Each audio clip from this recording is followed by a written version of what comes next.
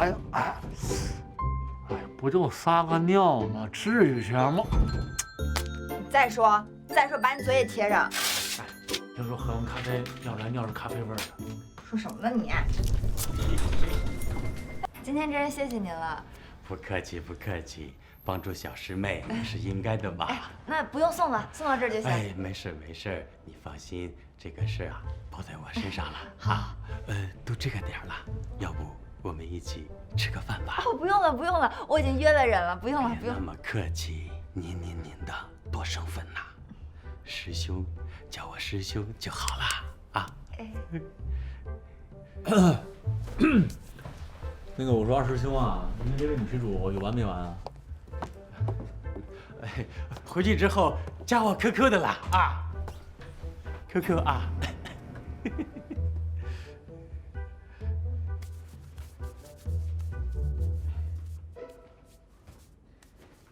你怎么在这儿？杨子给我介绍了个朋友，我过来聊聊。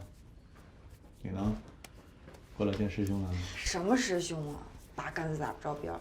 要不是求他们办事，我真想一巴掌呼死他了。所以说，下辈子投胎一定得投假发。别擦了，再擦就秃了皮了。握的又不是你的手，站着说话不腰疼。怎么回事啊这？哎，不是，哎，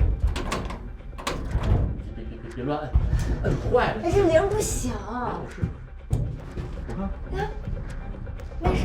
是没反应啊？哎，你看它怎么不响呀？这联系不上外边。别着急，你别紧张。哎，有人吗？有人在吗？有人在吗？你别，你听我说，你这个时候要淡定，OK？到什么时候啊？电梯故障，电梯故障。此时此刻要做什么？不要着急，深呼吸，没事啊。哎呀，坐这儿躺会儿。哎，你起来，起来！我招你惹你了我？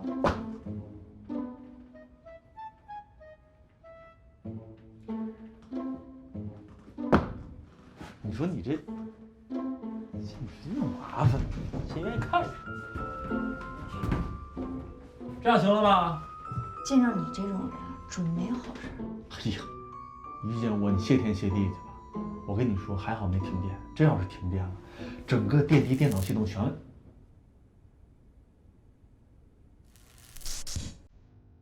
没有。能不能闭上那个乌鸦嘴？没事儿，什么事没有啊？我跟你说，停电都不怕，只要这电梯它不下坠，一点生命安全都没有。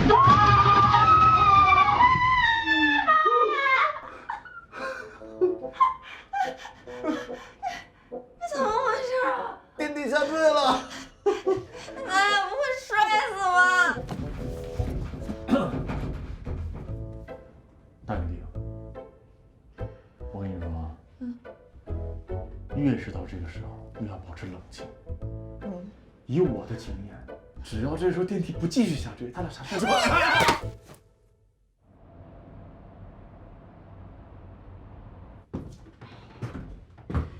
这都2个小时了，怎么还没修好啊？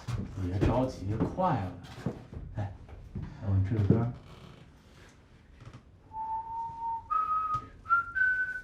不许吹了！你没事吹什么哨啊你？你解闷儿呢吗？不许吹啊！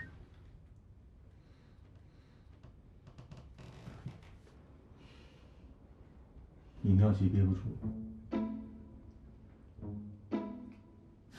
这人有3级不是很正常的事儿吗？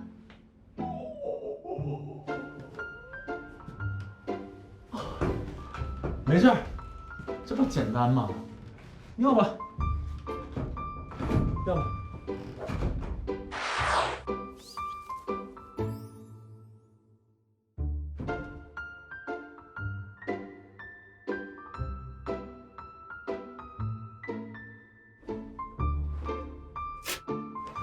哎呀，哎呀，不就撒个尿吗？至于这样吗？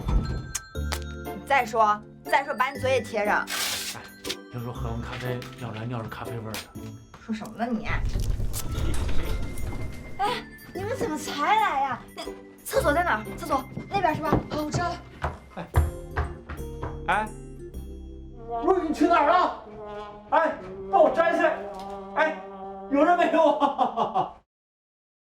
哎呀，总算重见天日了。这个破电梯我再也不坐了。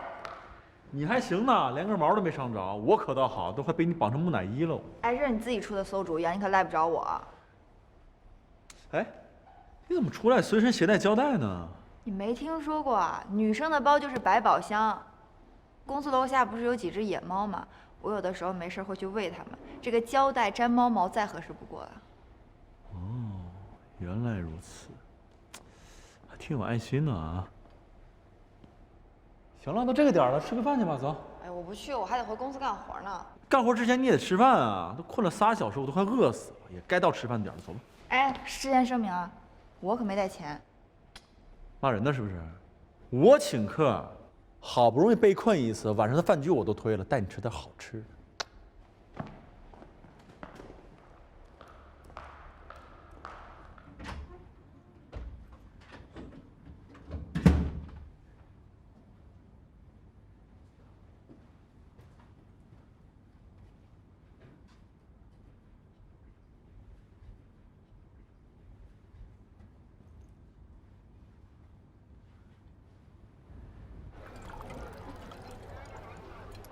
哎，走一个。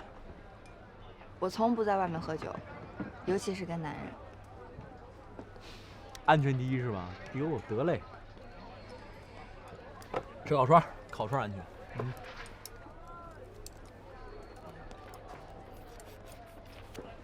看我干啥？好不好吃就完了。我告诉你啊，这家烤串的味道，方圆10里你找不出第2家。上学那会儿，我们哥几个天天在这吃，这冲我们据点了都。天天下馆子啊？那你们几个够败家的呀？你以为我们几个是广家里要的钱？我告诉你，上大学那会儿，我们4个全凭自己的实力挣的。我们几个做旅游代理，光大211黄金周那次，我们就带着1000多个大一的学生出去旅游去，每拉一个人，旅行社就给我们返5块钱。这么厉害啊？那后来为什么没接着干了？遗憾我们几个干这个挣钱。呼啦涌出一帮做代理的，这个让5毛，那个让1块，市场都快做乱了。那你们这不就亏大了吗？不亏啊！在市场做乱之前，我们就已经把资源和我们的渠道打包给下一家，我们成功拿钱上来。这鬼点子一定是你想出的。哎，你这是夸我呢，还是夸我？哎，我见过脸皮厚的，没见过你这么厚的。小雨，你怎么能在这种地方吃东西呢？你看看，你还和男人喝酒是像什么样子？你管得着我吗？跟你有关系吗？我愿意。来，我们喝酒，别理他。他谁呀？管得着吗你？喝不喝？来，我哎，划拳会不会？划拳？划拳？15、20，你会不会？那我会不会啊？15、20。我是会还是到底会不会？会？来，5、10。我输了，来我喝。哎，走，跟我走。干嘛呀？你放开我！干嘛呢？放手！干嘛呢？过分了啊！他凭什么跟你走啊？没你的事儿。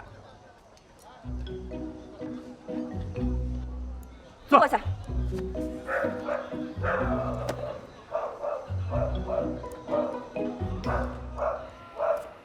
我跟你说过了，不要再出现在我的生活中，我不想再看见你。我的事情跟你没有关系，你也无权干涉。我现在数3下，如果你还不走，我明天就离开这座城市，我让你这辈子都看不见我。我说到做到。1、2。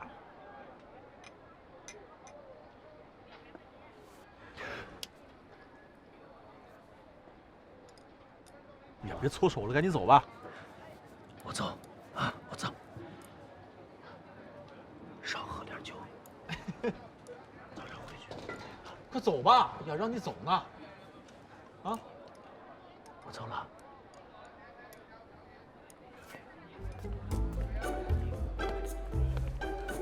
早点回去。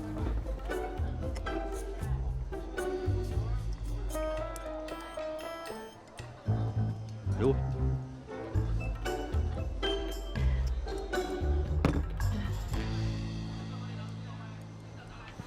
哎，你别喝了，你怎么也那么烦人呀？我喝酒关你什么事儿啊？我喝我自己的酒。不是多难受啊！那喝完了之后，那酒不是那么喝的。你之前不也天天这么喝？我那是为工作。你为工作是吧？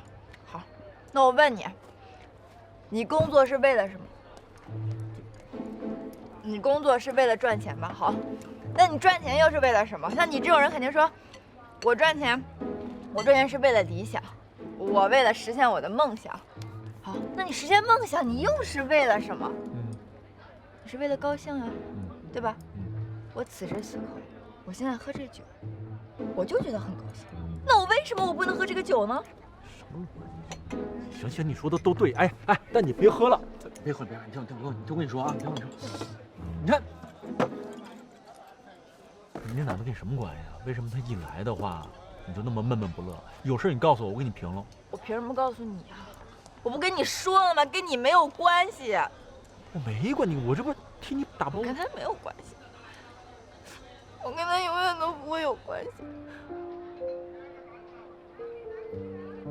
我跟他就是没有关系，你懂吗？是没关系，一毛钱关系都没有，啊，没关系，别喝了，行吗？烦不烦呀？啊，宝贝儿，别喝了，行不行？哎，你别喝了，哎，别喝了，啊！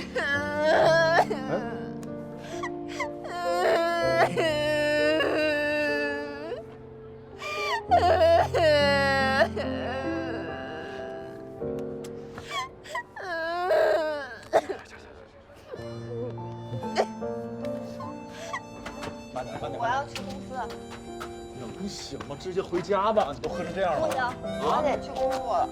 工什么作呀？你哎呀，你都喝成这样，哎，你不去，我得自己去工作啊。我去自己去。哎，行，我陪你，这边走。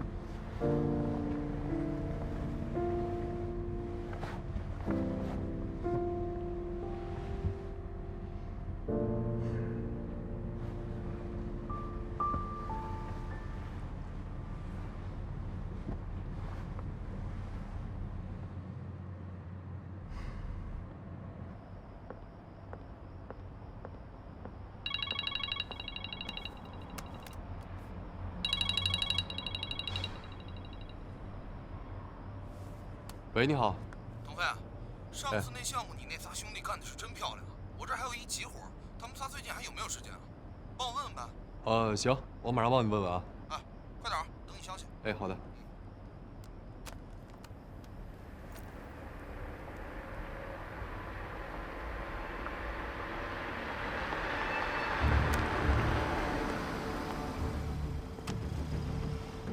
小雨，于姐，到公司了，于姐，哎，醒醒！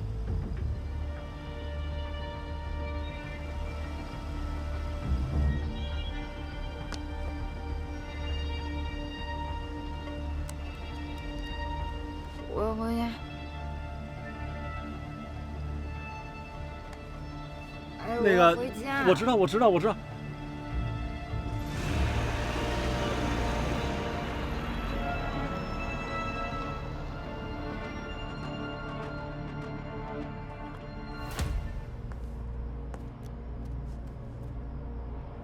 喂，我刚才问了一下他们仨在日手里有其他项目要做。啊，这下可麻烦。行，那我找别人吧。好。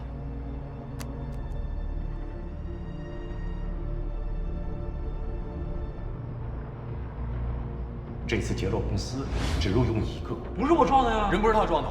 如果我赶不上面试的话，听我拿下机会。恭喜你啊，你面试通过。原来您就是叶总啊！最好不要提前告诉其他人，我欠你的。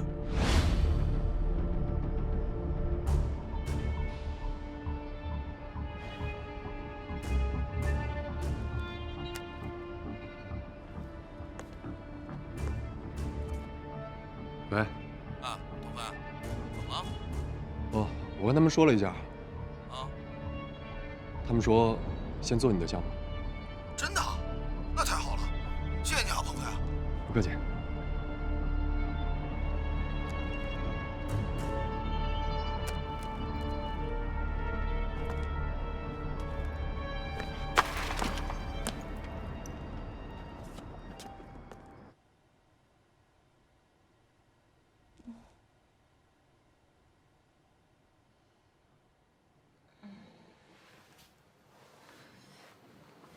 啥？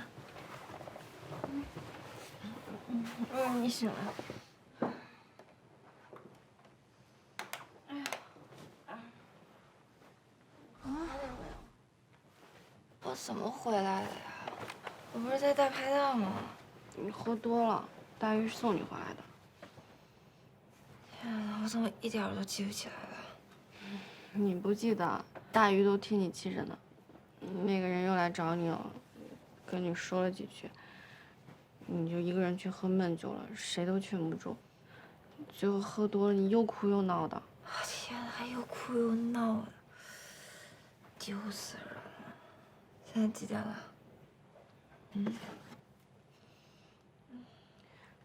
凌晨2点半。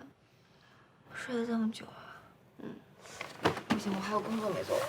哎呀，待会儿吧你，这几点了还工作的？哎，我跟你说啊，大鱼可是问我好几遍，那人跟你是什么关系？那你怎么说的？我当然是说我什么都不知道，让他自己问你。谢谢你啊，子珊。若雨，我说真的，你真的要因为那个人错误一直惩罚你自己吗？我可不想看到你一直孤独终老的。哎呀，别提他了，我这头疼了，还想吐。好，我不说了，我去给你倒杯蜂蜜水，你躺会儿啊。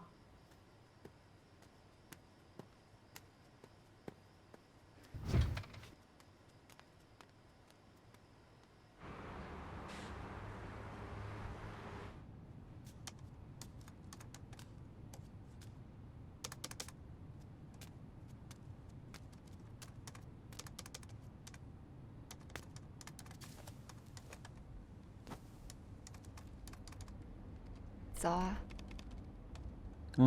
早。你醒了啊？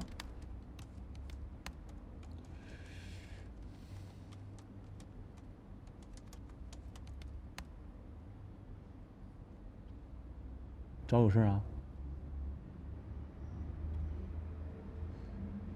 对不起啊。有什么好对不起的？昨天晚上我喝多了。我怎么不记着了？谢谢啊。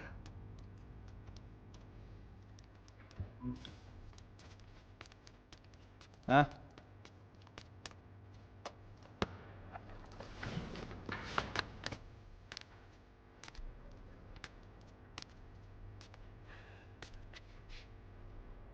每个人都有秘密，我尊重你的隐私。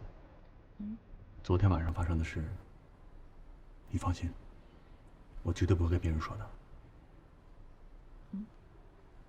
你离开那个男人挺好的，真的。毕竟他的岁数都能当你爸了。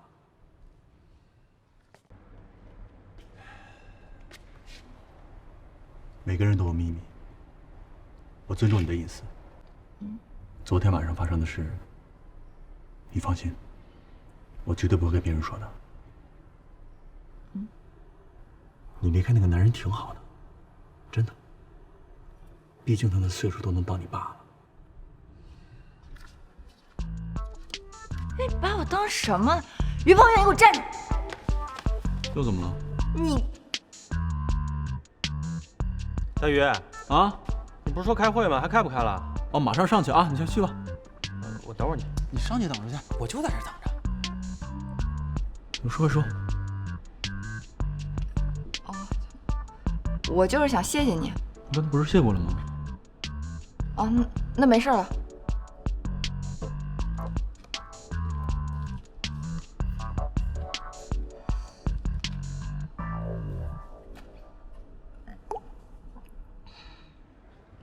哎，大学，你们俩刚才聊什么呢？哦，没聊什么，就说你这头型最近挺帅的。是吗？我这盖脚头了最近。是啊，赶紧聊聊网站的事儿。哦，我看你最近这又找资料又找人聊天的，咱这项目什么时候启动啊？别着急呀，咱们还缺一样东西。什么东西啊？一会儿带你们俩去个地方，你们就知道了。哦，走吧。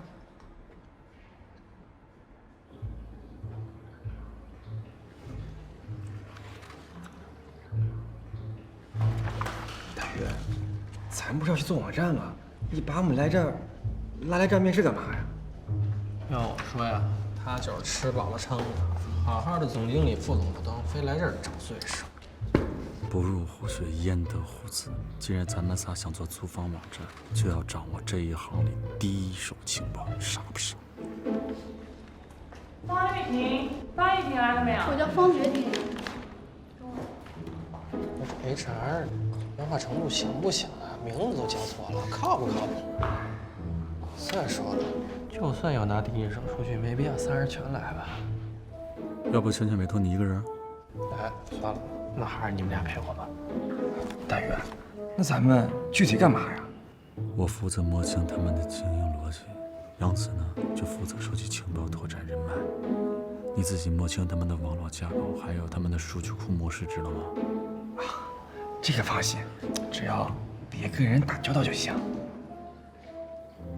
别说我没提醒你啊，咱们仨是过来当卧底的，别最后让人给招安了。绝对不能够，我还惦记回去当我副总呢。哦，这就对了，乖啊。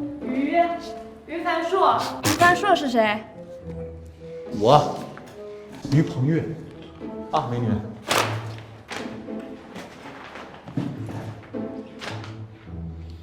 就这盲流子还当 HR 呢？啊？他不会把咱们的名字也叫错了吧？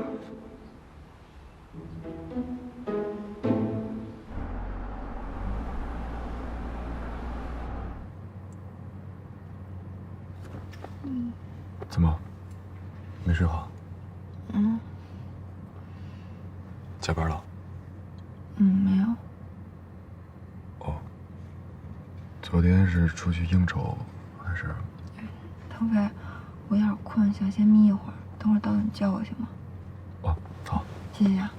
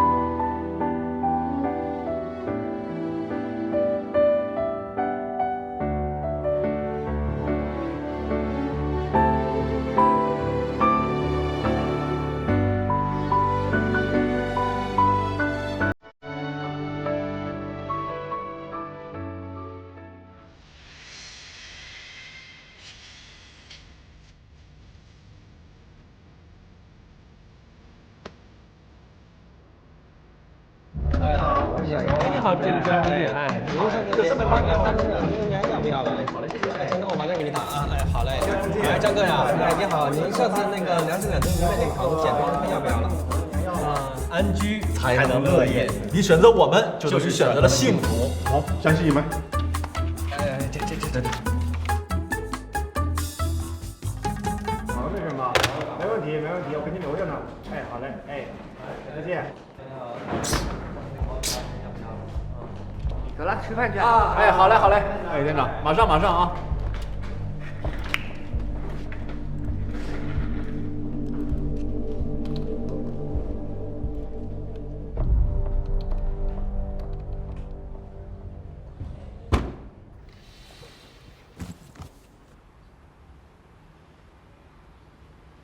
这个月我们门店的销售成绩完成得很不错，特别是于鹏月，他刚新来嘛，都已经签下好几桩大单了，这是非常值得表扬的。来，掌声鼓励。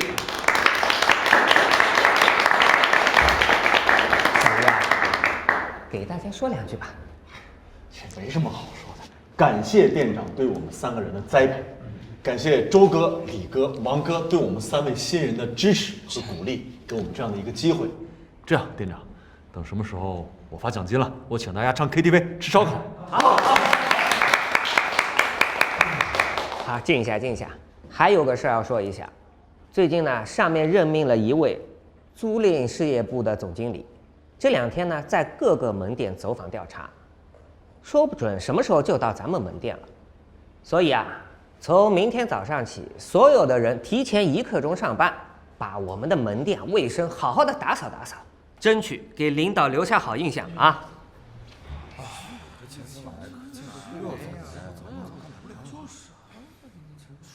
店长，啊，不用那么多人，我们仨就行。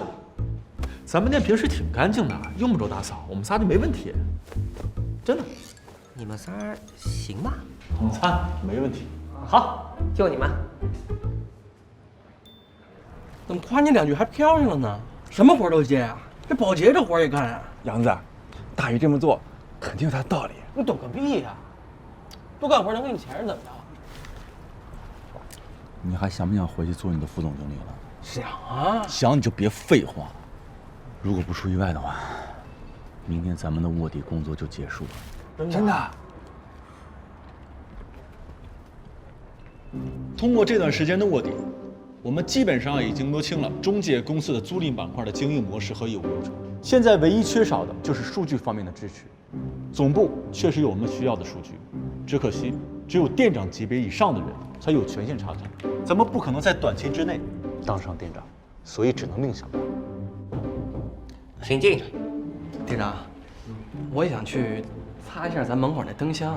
他们俩一个要擦地，一个等会儿要去打扫卫生间，所以麻烦您帮我扶一下梯子。我觉得没必要了。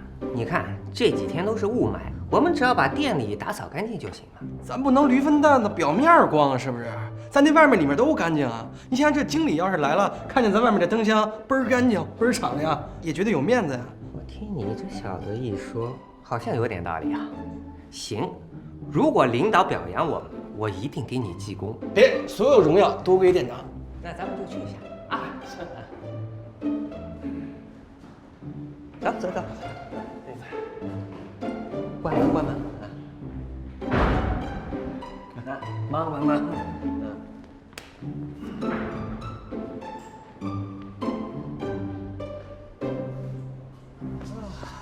就搬个梯子，我来，我踩过来。当心啊！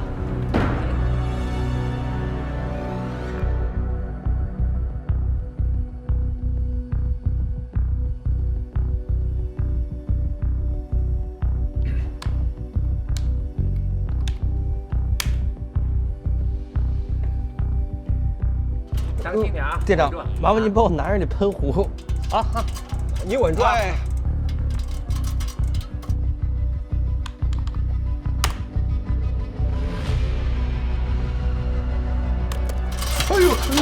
哎，当心点啊！注意安全。不错，挺干净的。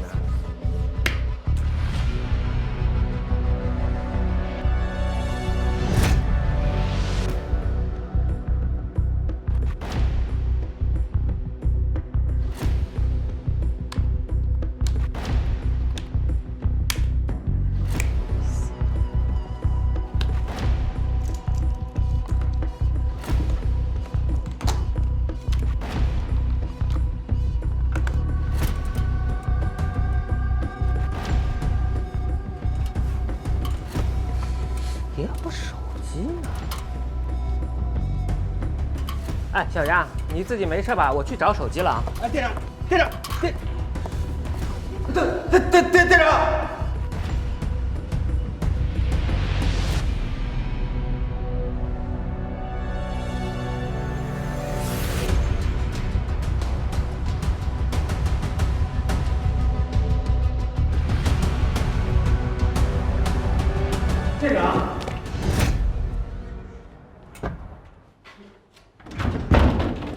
队长。哎，在这呢。哎，你来的正好，赶快去给小杨扶梯子。哦，我好像有个文件要打。喂啊，发什么呆？哦，快去！哦，是，队长。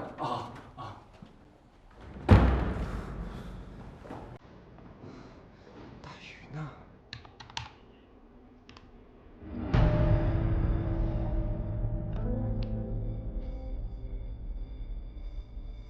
杨子，这怎么办呀？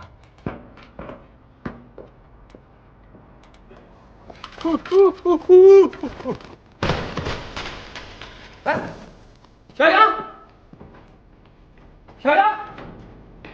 小杨，你没事吧？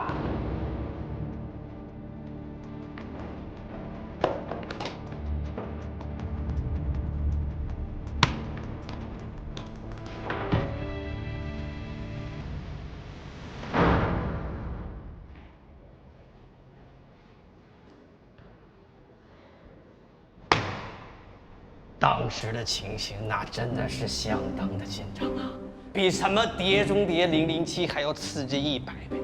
眼瞅大鱼就要被店长发现了啊！我们潜伏几个月的计划将功亏一篑，我当时那个心里那叫紧张啊！没办法，为了公司的大计，为了我们最后的胜利，我决定拼掉我这条老命，献上我这具身躯，也要保住大鱼还有公司最后的胜利。说时迟，那时快，我高喊了一声：“呀！”我先是来了一个鲤鱼打挺儿，又来了一个白鹤亮翅，最后来了一个转身360度，这才吸引了店长的注意。我硬生生的把这个 Mission Impossible 变成了 Mission Possible。杨子，你太棒了！拉倒吧，事实的真相根本就不是这样的。你看我干嘛？你看我也没，周岩都跟我说了。你自己说是不是？中途来了一个那个特别性感的一个美女，从你身边走过去了，然后你刚开始没看人长什么样，你探个脑子过去看，扑噔一下掉下来了，那不就是这么回事吗？不是周岩，那不让你说实话吗？我是答应你了，可是我在答应你之前，我就先跟大鱼说了。你们真的把数据给偷回来了？那当然了，小看我吗？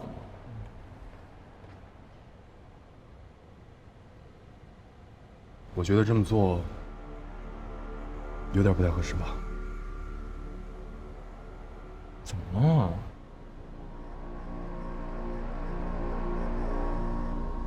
反不正当竞争法第2章第10条规定，经营者不得采取下列手段侵犯商业秘密。第1项就是以盗窃、利诱、胁迫或者其他不正当手段获取权利人的商业秘密。我说什么商业秘密不商业秘密的？这我们又没跟他签保密协议。再说了，这公司有权看的人多的是了，那你是要什么秘密？这商业秘密呢，就是指不为大众所知悉，能为权利人带来经济利益，具有一定实用性，并经权利人采取保密措施的技术信息和经营信息。如果居安公司它的确规定了只有一定权限的人才能浏览，那就等同于采取了保护措施。那你们现在手里拿到的数据，就属于居安公司的商业秘密。那可怎么办啊？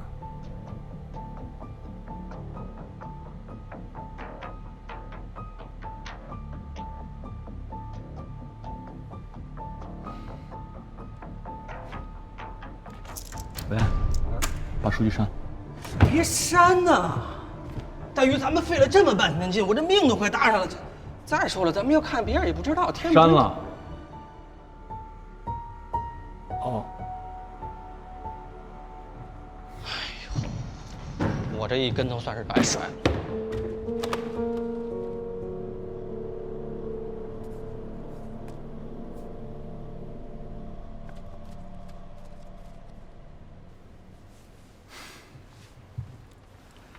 行了，杨子，我理解你现在心情。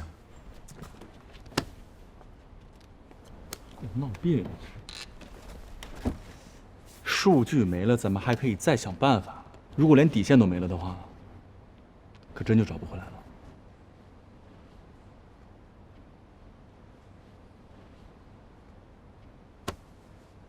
晚上想吃什么？火锅料理，串串香，我请客。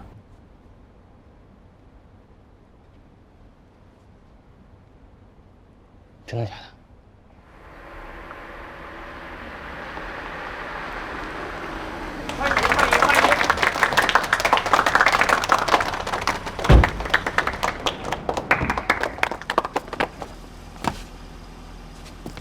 陆店长是吧？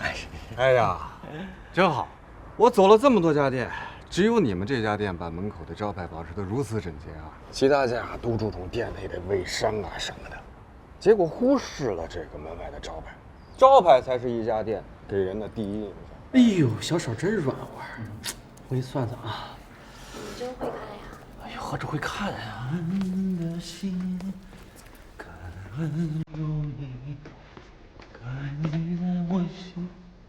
咱们看看去吧。啊，行。哎呦，我这么一摸啊，你缺个男朋友。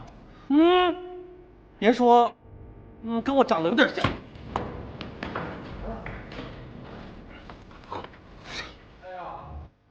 孙志秋。啊。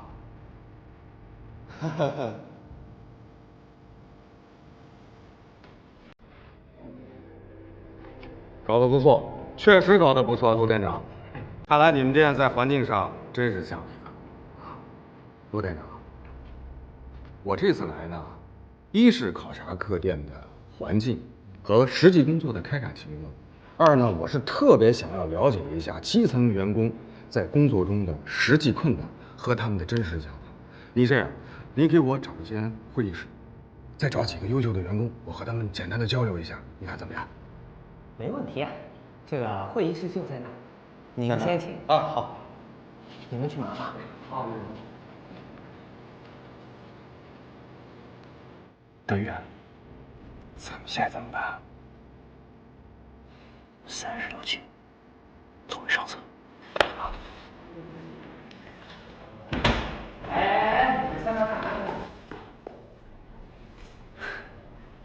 经理，赶快跟我进会议室，陪叶总聊聊。走。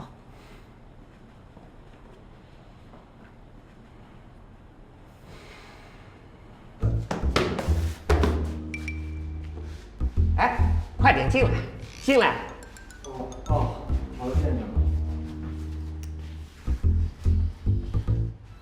叶总啊，这3位就是我们最优秀的员工了。快进来。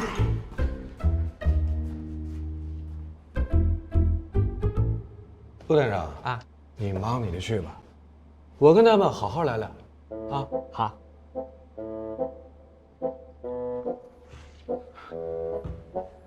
都转过来吧。哟，于总，哎呀，好久不见呢。怎么着，公司干不下去了？啊，跑着我这儿给打工来了？说说吧，你们3个到我这儿来，没憋什么好屁吧？啊？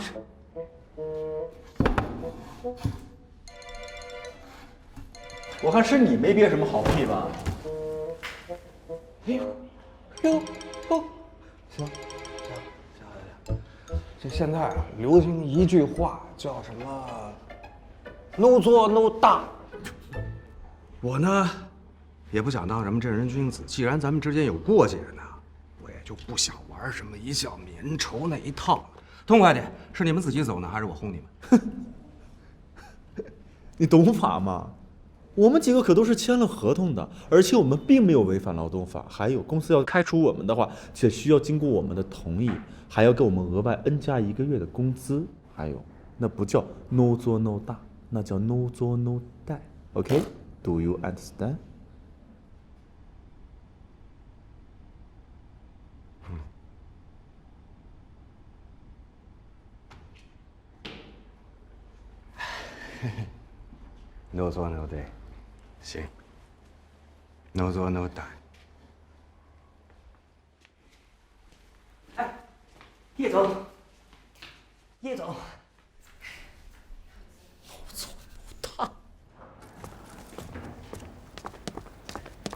叶总，您别生气，他们3个不会说话，您别跟他们一般见识，惹你生气了，我以后好好调教他们。你说什么？我一定好好调教他们。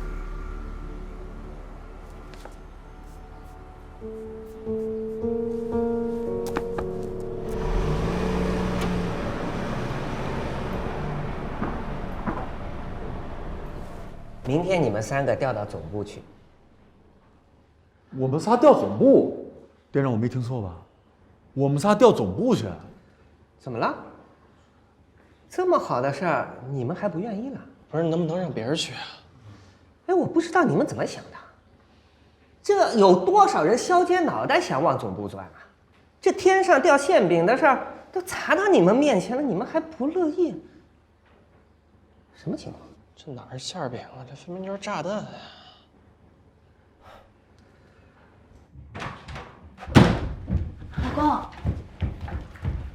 老公到底怎么了？出什么事了？我跟你说了多少次了，在公司别喊我老公。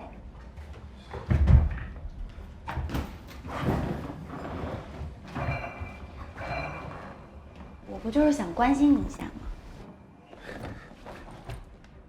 你关心我？你是关心我能不能给你弟弟掏钱吧？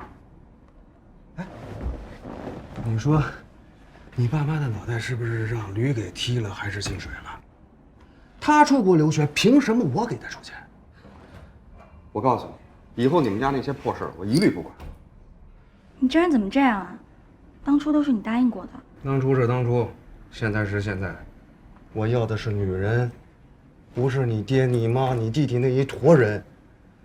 我那点工资还不够你们一家人霍霍的。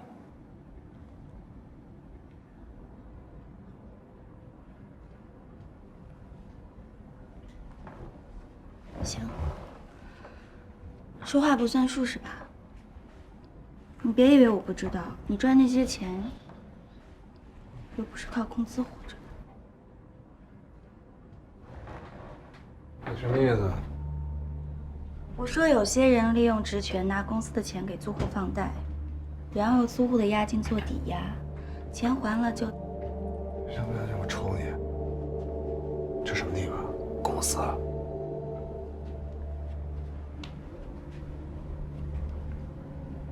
你怎么知道的？我又不傻，这些事我看不出来吗？那我也告诉你，你要是再骗我，我就把这些事都抖出去。嗨，菲菲，别闹了！我现在心里乱得跟一锅粥似的。我挣那些钱，不也是为了咱俩吗？你要是把这件事抖出去，对你也没好处啊！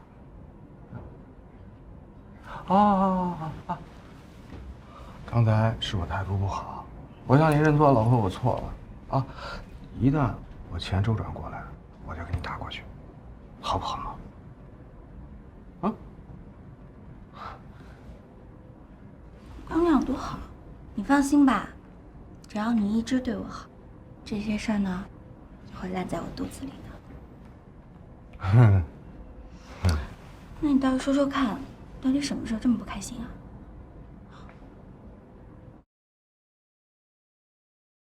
不是，周岩，你干嘛打呀？不是大鱼，你说这姓叶的到底什么意思呀？还能什么意思？把咱们仨吊到他眼皮子底下折磨咱们呗？这咱也能忍。要我说，咱干脆辞职算了。我倒觉得这是个好机会，毕竟咱们想要的数据还没拿到手，到了总部总比在门店要方便得多。问题是咱们没有权限啊，等着咱们升职做梦吧。哎，想什么呢？咱们要去了总部，碰到菲菲。哎，这打。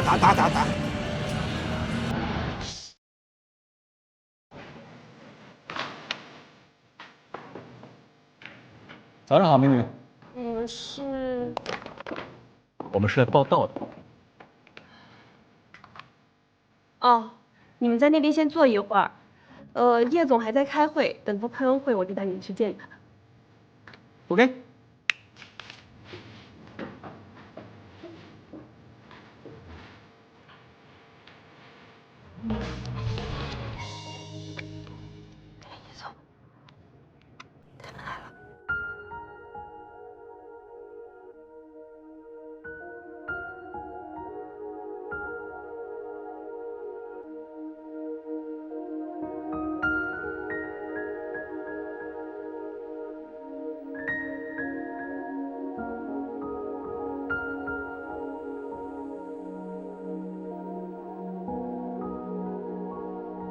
叶总，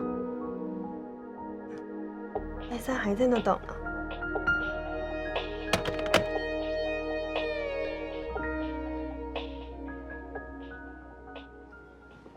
老公，你干嘛一直躲着他们呀？我躲着他们干嘛？我那是给他们一个下马威，我就跟他们这么耗着，耗着他们饿得受不了了，下楼吃饭去。等到那个时候，我就立刻通知大家开会，让全公司人都知道他们3个人在上班时间违反劳动纪律，我让他们在全公司人面前丢脸出丑。到时候，哼，捏扁了搓圆了，我说了算。你可真坏呀！我不坏，你能爱吗？那我们中午去吃火烧吧。哎呀，不吃火烧，我要吃东西。饿死我了，饿死我了，饿死我了，饿死我了。他们仨还在那儿呢。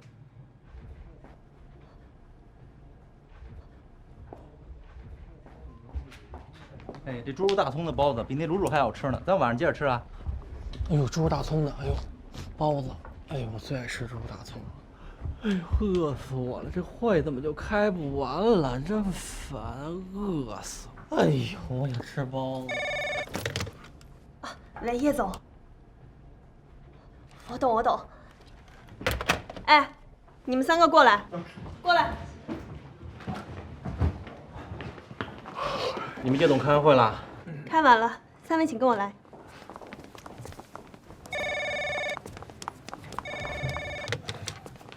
来。好的，我明白了。不好意思啊，叶总又有一个重要客人要接待，所以我们还得等是吗？不是你这不是玩我们的吗？我这饿一上午了。没事，那我们仨先去吃饭，吃完饭呢回来继续等，啊。大宇，没事，我不饿。经理，往那儿去。走走走走走走走。等我吃饱回来再说啊。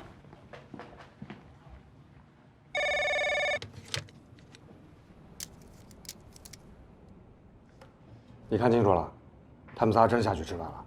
我看清楚了。他们3个刚坐电梯下去。那个叫杨新伟的一直叫唤着饿，剩下2个没有办法，只好陪他一块儿下去了。好，你立刻通知大家到大会议室开会，立刻，马上，快！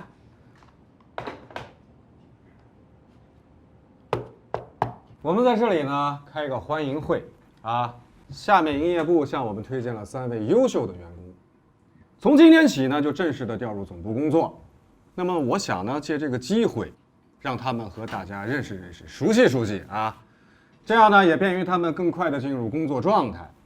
在座的各位都是公司的中坚力量，3位新人以后在工作中有什么做不到位的地方，你们要及时的批评指正，该说就说，该骂就骂，千万别客气，千万别不好意思啊！只有严格要求，才能为公司培养人才，听明白了吗？那好，那咱们现在就以热烈的掌声欢迎3位新人。叶总，他们吃饭去了是吧？啊？上班时间吃饭，这还有一点点责任感和团队意识吗？啊？他们把他们当成什么人了？把大家当成什么人了？这还有一点点责任心和团队精神吗？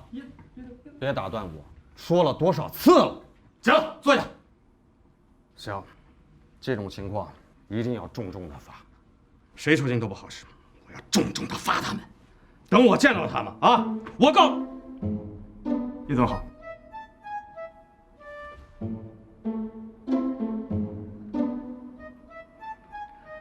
来了啊。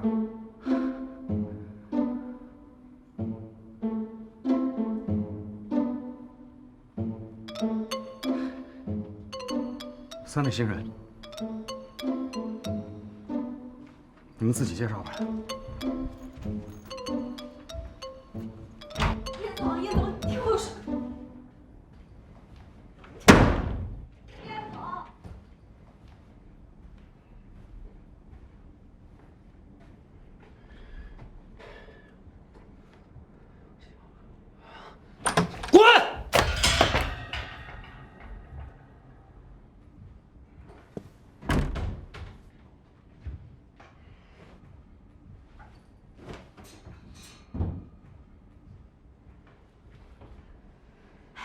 看你跟一个前台生什么气啊？我是跟他生气吗？我是气那3个小兔崽子，在那么多人面前让我下不了台，想笑他们了。哎呀，好了，别生气了啊，消消气，消消气。不用说，肯定又是那个于鹏远搞的鬼。他这个人呢，就是鬼精鬼精的，一般办法不见得管用。对付他们3个不能着急，就一个字儿：拖。反正他们现在在这儿也逃不出咱们的手掌心，你就日复一日的耗着他们，肥的拖瘦，瘦的拖垮，垮的拖死。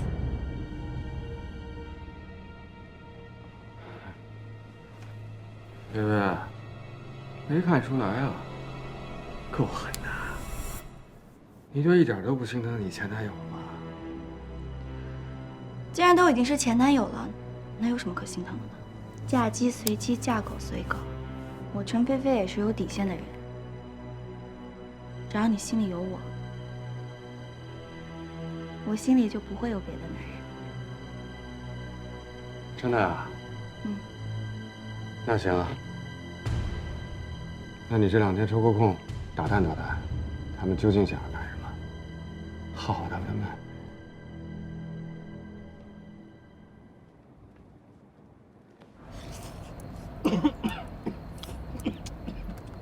瞅你那点出息，没人跟你抢。我饿了。这个月之休真是缺德啊！第一天上班就让咱们加班到这个点，这劳动法明确规定，加班不能超过3个小时。你说这月之休有多鸡贼啊？9点多1分钟都不让咱们上。大鱼，你说明天不会还让咱们加班这么晚吧？要这样下去，真是饿死了。劳动法还规定，1个月最多加36个小时班。如果按这样算下来的话，接下来的半个月，咱还得这个点吃饭。没见你啊！行了，当卧底这么容易吗？只有这样，才能锻炼自己，是不是周岩？是。哎，这女孩谁呀？行，好兄弟讲义气，那我就陪着你们好好磨练磨练。就算他叶之休明天，让你们上厕所，我都陪着你们。做个人行吗？吃饭呢。哎，周岩，那是谁呀？是啊。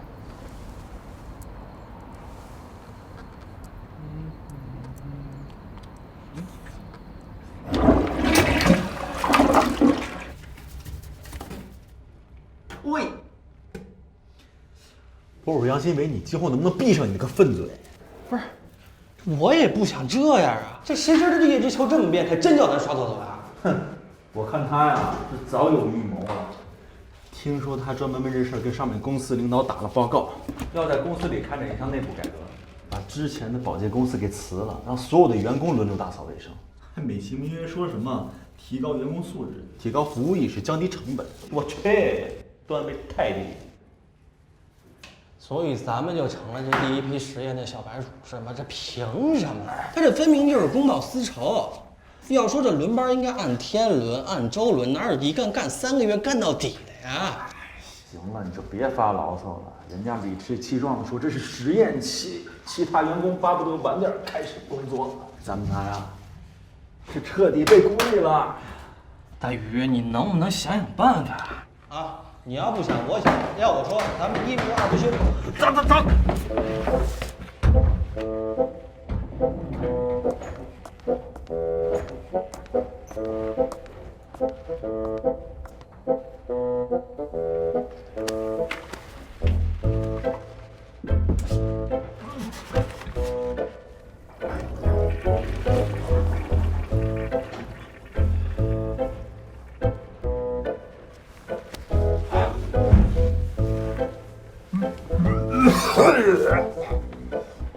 这么夸张吗你？你看，这不没事吗？嗯。 。。。。。。。。。。。。。。。。。。。。。。。。。。。。。。。。。。。。。。。。。。。。。。。。。。。。。。。。。。。。。。。。。。。。。。。。。。。。。。。。。。。。。。。。。。。。。。。。。。。。。。。。。。。。。。。。。。。。。。。。。。。。。。。。。。。。。。。。。。。。。。。。。。。。。。。。。。。。。。。。。。。。。。。。。。。。。。。。。。。。。。。。。。。。。。。。。。。。。。。。。。。。。。。。。。。。。。。。。。。。。。。。。。。。。。。。。。。。。。。。。。。。。。。。。。。。。。。。。。。。。。。。。。。。。。。。。。。。。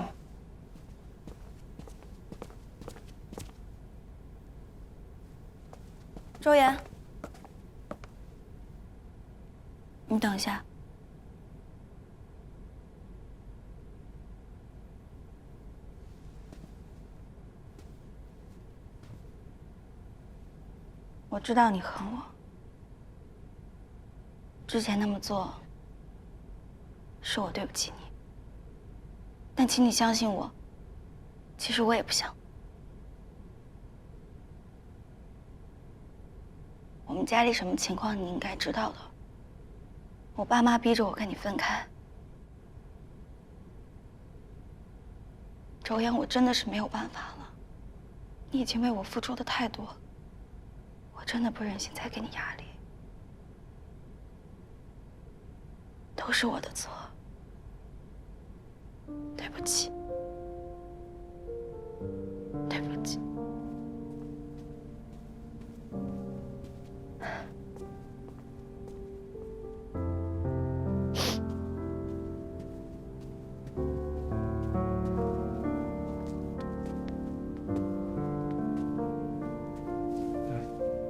菲菲，别哭了，我不怪你。谢谢你，你是我在这个世界上唯一能够理解我、唯一真心对我好的人。就算我们不在一起，我还能跟你做朋友吗？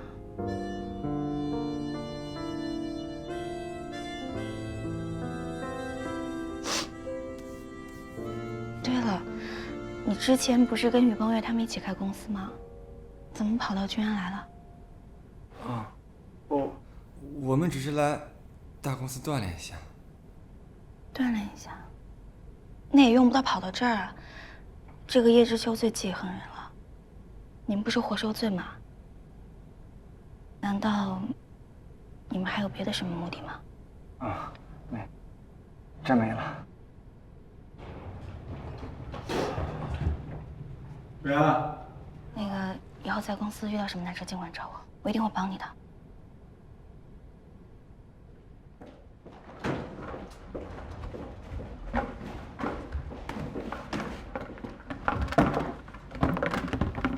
他找你干嘛？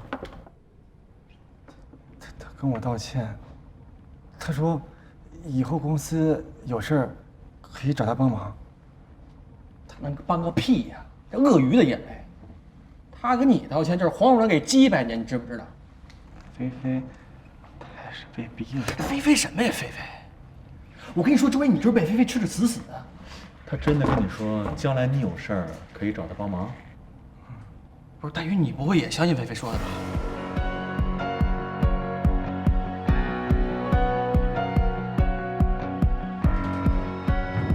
把水装上。给你安排的事儿你做的怎么样？到现在为止什么都没有交给我，啊！你不要装作一脸无辜的样子，好不好？这个搬那边去。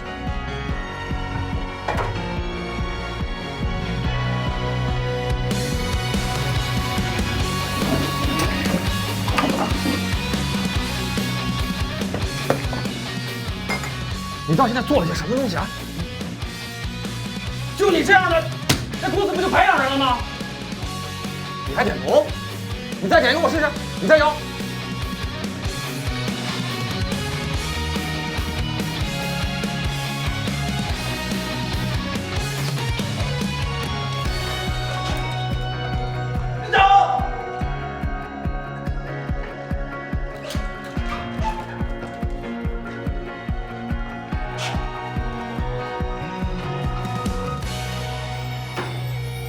我实在受不了了，我实在受不了了。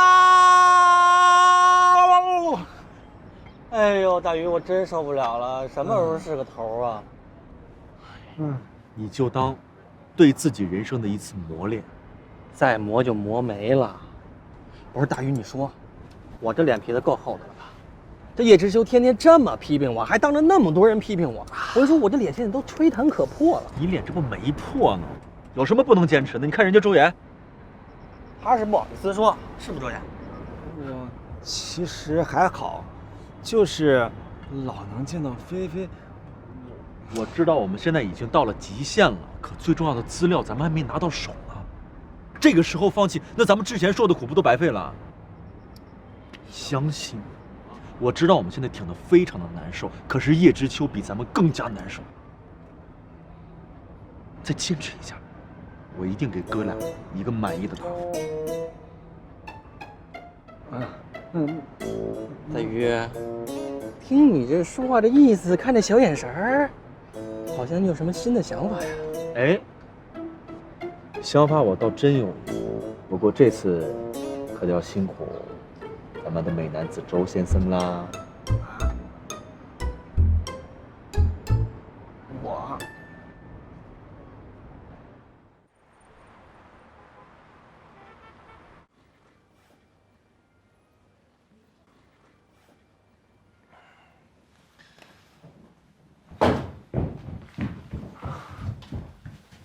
出什么事了，周岩？我一接到你消息就过来了。啊，谢谢你能来。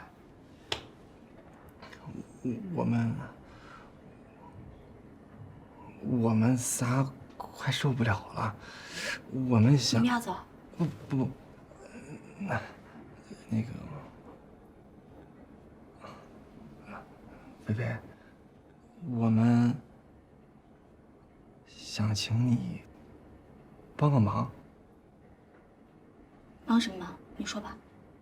哦，是这样的，不是这几天公司一直在传一个事情，说叶总打算派人重新整理数据库。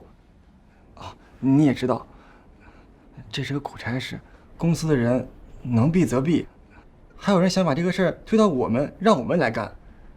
这个数据库的内容那么多，真整理起来会累死人的。这万一出点差错，哎，指不定得挨多少骂。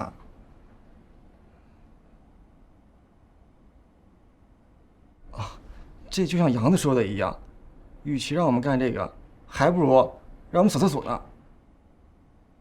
啊，所以那个这个事要真让我们干了，我们肯定会受不了的。所以。菲菲，我想你帮帮我们，我们不想被逼走。放心吧，包在我身上。菲菲，怎么了？你刚才说的是真的吗？你真的愿意帮我们？我真的愿意帮你们。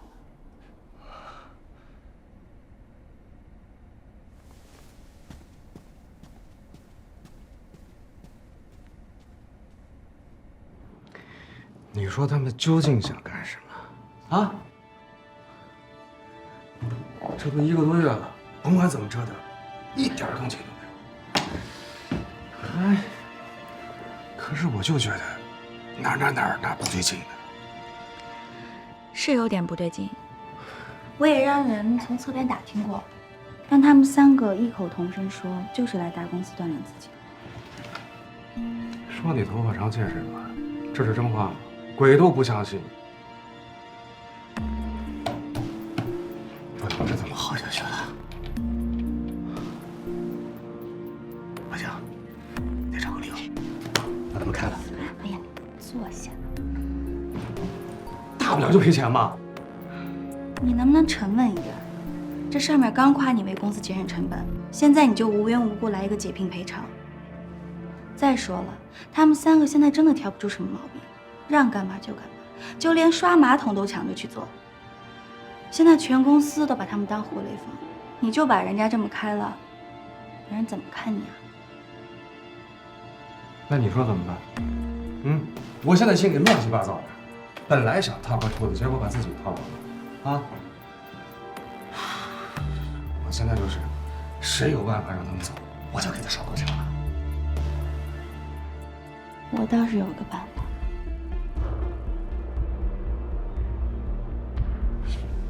什么办法？你快说。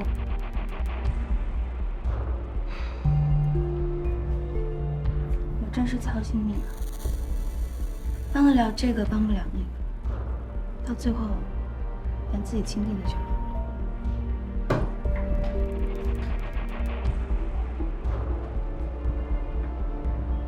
只要你的办法可行，能让这3人走人，你弟弟的学费我掏了。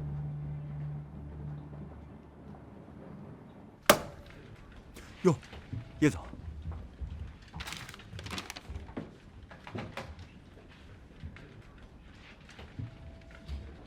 什么呀？你们的新工作。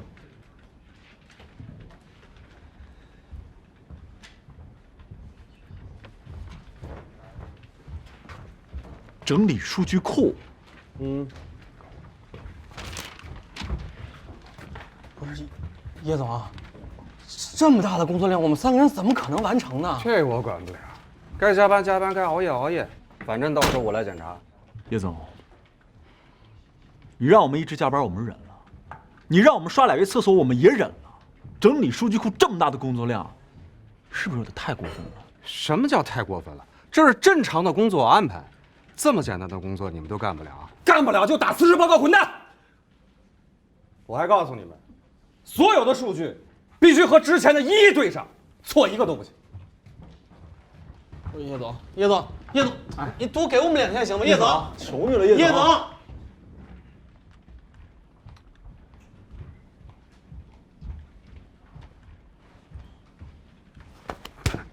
终于让我出头了，整理数据库，终于不用刷厕所了。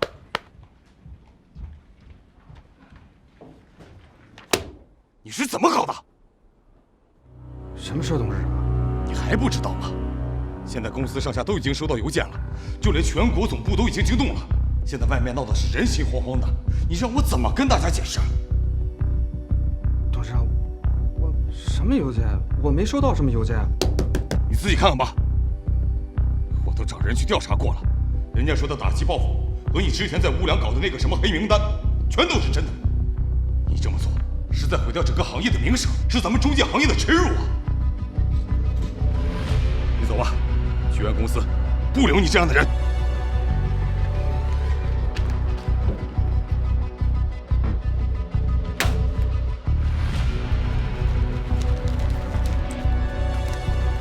云鹏宇，大鱼这封告知居安公司全体员工书啊，写的是妙笔生花，文采飞扬啊，深刻地揭露了叶知秋这段时间以来对我们任劳任怨的3位优秀员工惨无人道的摧残与敌视，更把叶知秋当初在乌梁中介的不法行为大肆曝光，观者无不感同身受，悲痛欲绝，义愤填膺啊！行了，没你说那么夸张，反正8、9就不离10吧。但是话又说回来啊，这次救我们脱离苦海的多亏了菲菲，要没有菲菲啊，你这个蒋干盗书根本就没戏。这么说你们仨就这么得手了呗？哎，这个是他们主动让我看的啊，不算我们盗取商业机密了吧？算你过关。大鱼，打算接下来干什么呀？接下来，咱们就上赛道。走啊，全服没问题。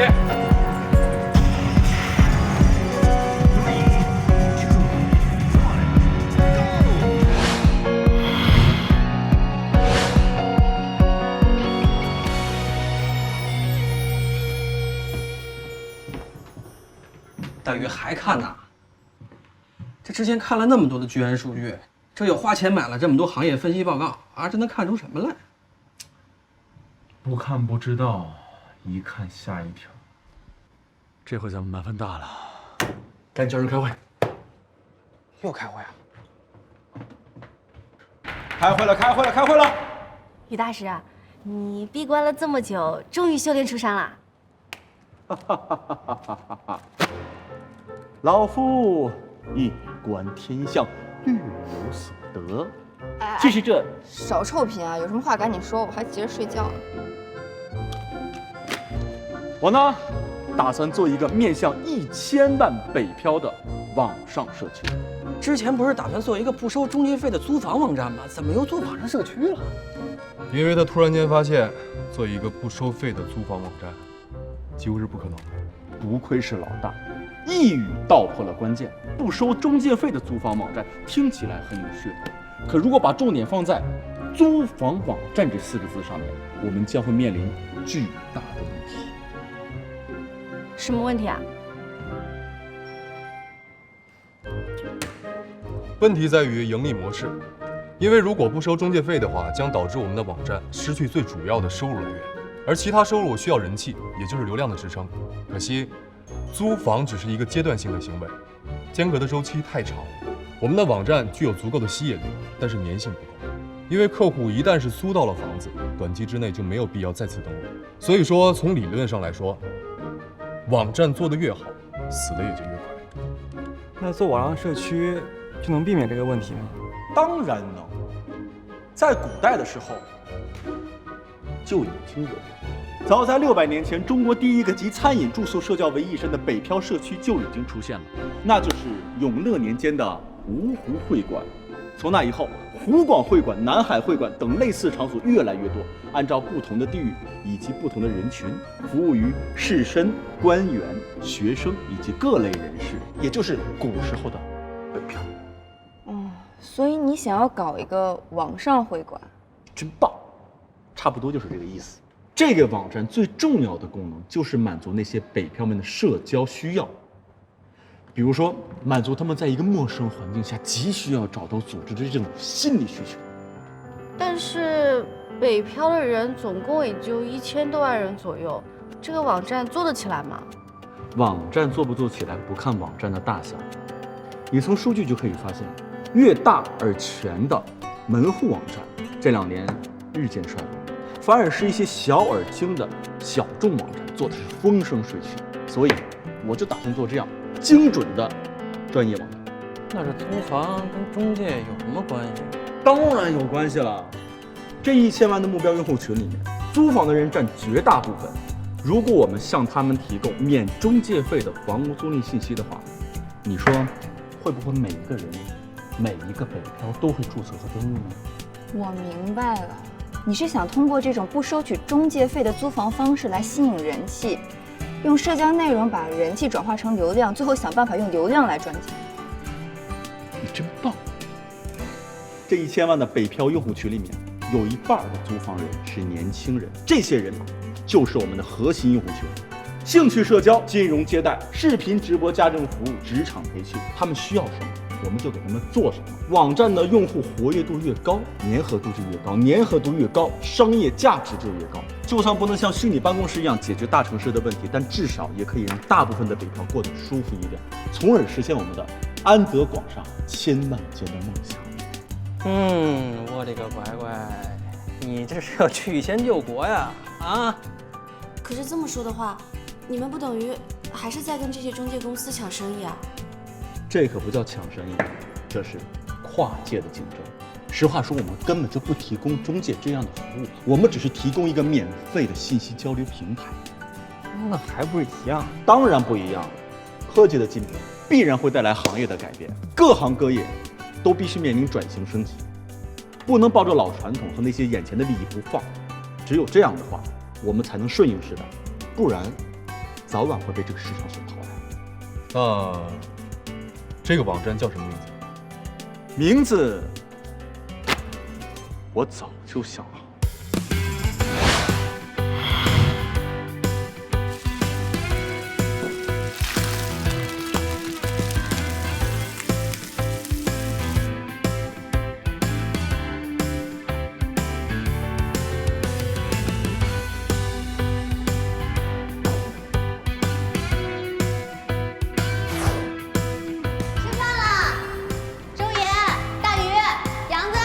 别喊了，腾飞他出去见客户了，和客户吃饭。他们几个在忙着筹备网站呢，喊了他们也不出来。不下来，那我给他们送上去吧。哎呀，你呀就知道惯着他们。来了！哎，这儿呢！确认一下。哎，兄弟慢点，慢点。好了，没问题。杨子、周岩，赶紧下来，宝贝到了！哇，这么多电脑和服务器啊！大鱼，你真舍得？这有什么舍不得的？其实做网站最大的成本并不是这些固定资产，而是人员工资和后期的市场推广。你们2位壮丁之前为公司省了不少钱，再加上我们之前攒的200多万，够咱们撑一阵。本来你的底气就是建立在剥削我们俩身上，是吧？不公平，我要求提高待遇。没问题，中午加颗卤蛋。这是古有猪扒皮，现有鱼扒皮呀！大鱼，这么多东西，咱搬哪儿啊？先搬船上，等一会儿咱们有正规办公室了再说。还愣着干嘛？赶紧的啊！杨新伟，表现好的话，中午再加入会队长。真的假的？必须的。你搬这个，搬这个，你搬这个留给我。等咱们公司上线了，连续3天，每天鸡腿广告。慢点，别闪着腰，你一个人不行了，就拿那小的。一个人能搬动那么大的吗？这给我，你去搬大的。怎么傻乎乎的？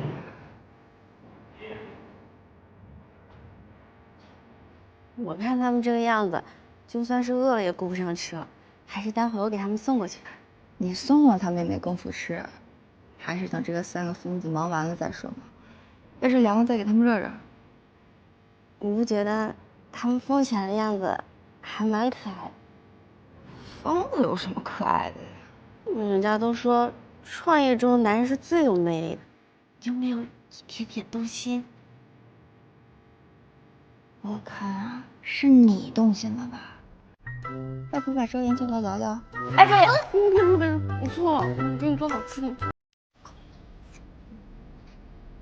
哎，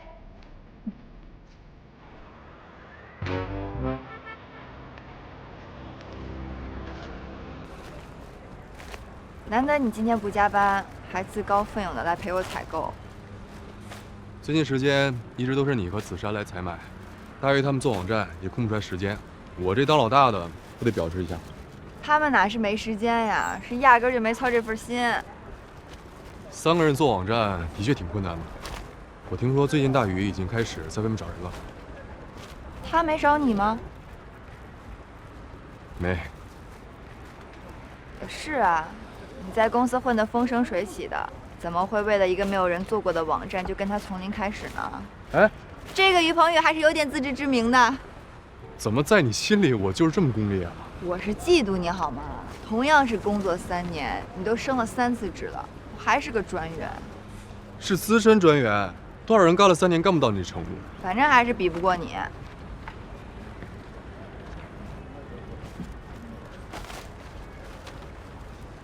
哎，对了，想问你个问题。你觉得怎么样才能不动声色地接近一个人，既让他知道你对他好，但又不会太过冒失，显得太有目的性？怎么问起这个啊？是不是喜欢上哪个姑娘了？哪儿啊？还不是因为老葛，老葛想让我趁机接近一下陈呼生，但据我对陈呼生的了解，他这人对主动贴上来的人不太感冒。这样啊，那不难办啊。你有他微信吗？有倒是有，但是直接联系会不会？谁让你给他发微信了？我的意思是从现在开始，你每天在你的朋友圈里分享一篇比较有深度的文章，然后一段时间之后呢，你自己亲自写一篇文章，看似是客观分析，但其实里面举的案例都是针对他们公司的薄弱之处。具体的解决方案呢，你就不要展开，卖个关子。我觉得他只要看到了，我相信有80%的把握，他会来主动找你。反正据我所知，有很多金融圈、保险圈、律师圈的朋友都用这种方法来营销自己，拓展客户。果然是没问错人。等这事成了，指定向老葛给你请货。哎，对了，你说，如果用这招追女生的话，会不会凉？这个我就不知道了。哎，咱得快点儿，不然给大鱼买的冰淇淋要化了。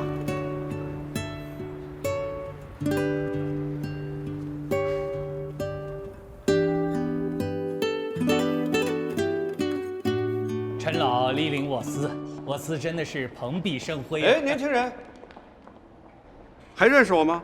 陈老，您怎么在这儿？不是你请我来的吗？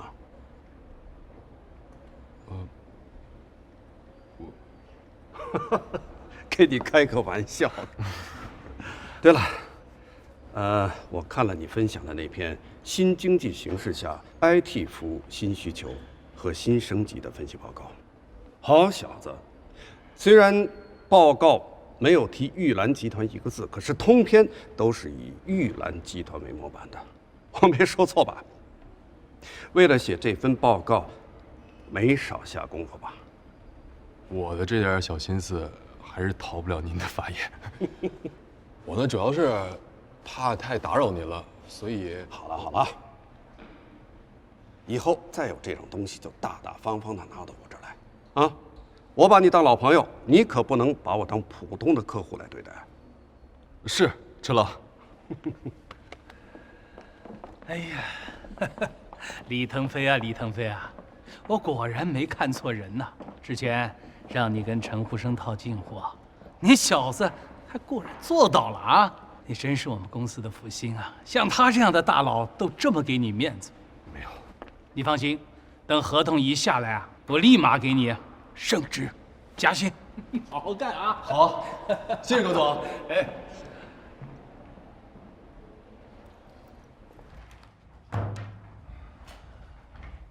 老板，人家给谈了这么大一个 case， 搁其他公司怎么着也会给个 SD 吧？我们给个 SM 就是打发了，你让我怎么去跟人家说去？怎么就没法说了？哦，升高级经理就不是升职了？是升职，不过按照以往的惯例，立这么大的功劳，怎么着也得给人家升个总监吧？我还不明白这个道理啊！可现在什么情况你不是不知道，你别忘了我们这是外企，老板是外国人。你别看公司里现在一个个 Smart、Vincent、Elisa 这么叫着，可在老外的眼里啊，我们都是中国人。中国人讲究什么？非我族类，其心必异。老外也一样啊。这次总部空降一位把着人事权的 ABC， 为了什么？不就是为了监督我们俩？哎，这跟李腾飞升职有什么关系？我说你是真傻还是假傻呀？这办事儿要锣鼓听音啊！总部这么做，说到底就是为了控制中国人在高级职位上的比例。以前啊，是为了开拓中国市场啊，让我们这些 local 去替他们卖命。而现在市场开拓的差不多了，他们该摘果了，我们呢也该让位了。你没瞧见大中华区新任命的那些高管们，全是美国人，顶多有2日本人、新加坡人点缀一下，有1个中国人吗？没有。这个节骨眼上，你升李腾飞当总监，他还那么年轻，你这不是等着老外来challenge我们？我知道你们关系好，可是现在我们都快泥菩萨过河了，谁还顾得了他呢？再说了，他今天弄一客户，你给他升一次职，明天再弄一客户，再升一次职。他要老那么能干的话，咱们的位置让给他。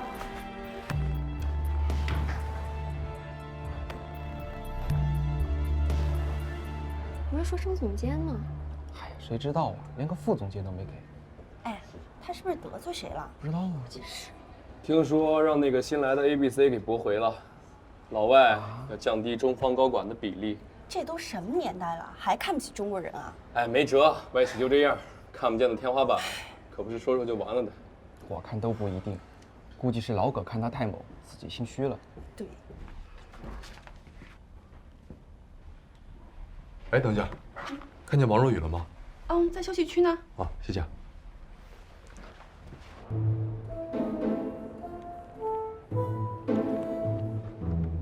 一看你这个表情就知道准没好事儿。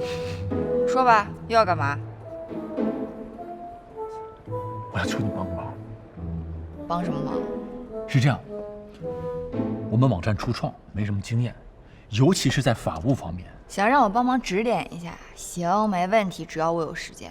就这么点事儿，还值得你专门跑一趟来这儿跟我说吗？我是想让你过来帮我们。你是说，让我加入你们公司？嗯。我知道这很冒昧，但是你放心，我就算砸锅卖铁，也不会少发给你1分钱，一定不会治外高。这市场上有那么多法务人员，你为什么非找我呀？因为你业务能力强啊，又便宜，物美价廉，性价比高。最重要的是，你有别人没有的正义感。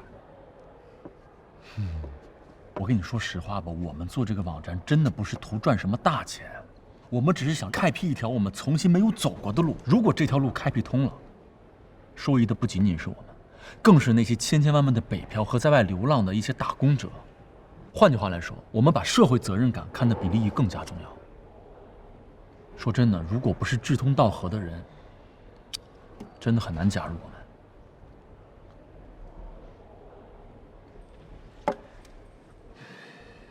其实子珊都跟我说了，你的梦想是想当一名法律援助律师，帮助那些没有钱请律师的人们获得必要的法律援助。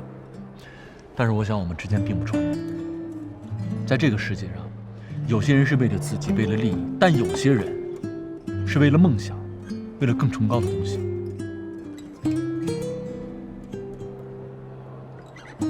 我想我们是一类人。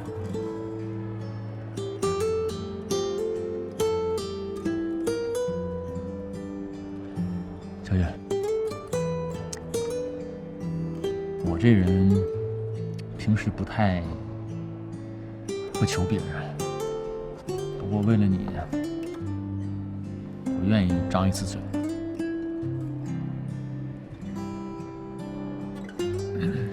你能不能过来帮我们？我们需要你，真的。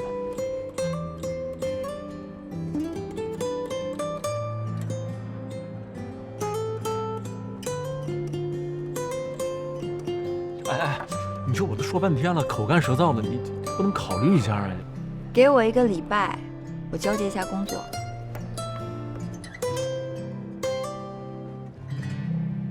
是吧？幸福来得太突然。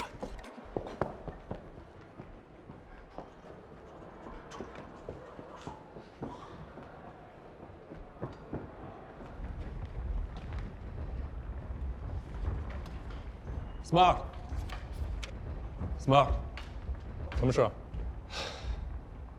正找您呢。这是什么？你要辞职？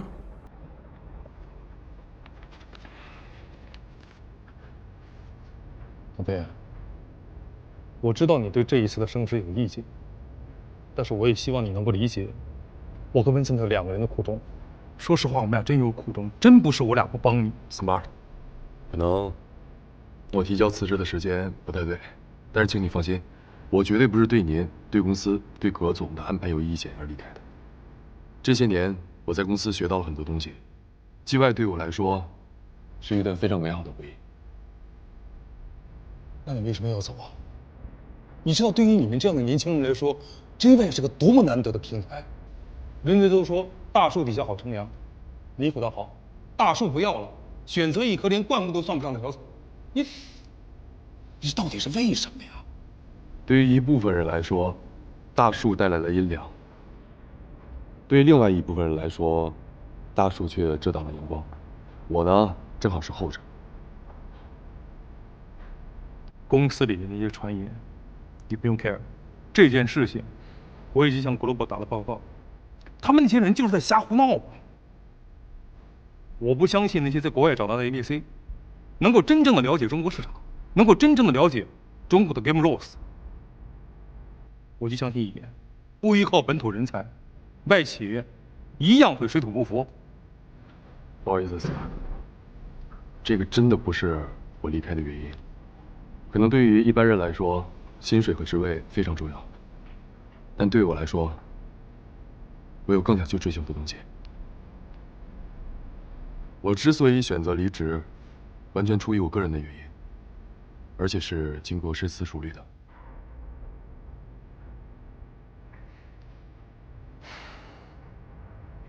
谢谢你这些年对我的照顾，希望我们还是朋友。行吧，我尊重你的选择。希望上帝在为你关上一扇门的时候，会为你打开一扇窗。谢谢。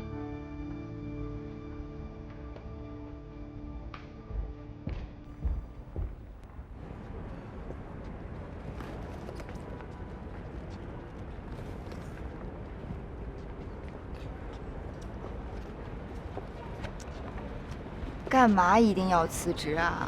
就算没升到总监，可是26岁的高级经理已经够让人羡慕的了，就非得一定要走？还是说为了于鹏月，为了兄弟，你就连……我今天已经跟无数个人解释过无数遍这个问题了。是，可是没有一个人相信你说的话，搞得现在大家都来问我，就连菲利还旁敲侧击的问，说是不是有大公司挖你？他们找你打听我的消息啊？这有什么奇怪的？咱们俩现在一起合租，每天一起上班，一起下班，在公司是同事又是好朋友，那问我，哎呀，别打岔。哦，不打岔，不打岔。我现在就让你回答，你为什么一定要辞职？原因很简单，你走了，我一个人上下班没意思，所以就辞职了。你怎么也学得跟于鹏月一样没正经？开玩笑，帮兄弟只是一方面，我只是觉得，煤炭工人挖再多的矿，也不可能成为煤老板。给别人打工，成就感终究是有限的。那你怎么就能确定于鹏月的北漂房客网能挖出矿来？万一他们挖的是一个废矿呢？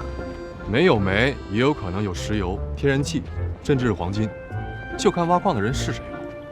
你对他们这么有信心？我是对自己有信心。好了，换我问你了，为什么会答应于鹏月的请求？我也对我自己有信心啊。哎，那有卖冷饮的，想喝什么？我请客。这么豪气啊！真的，我们俩下班一起回来的，他还拿着纸箱子呢。老大，啊，你真辞职了？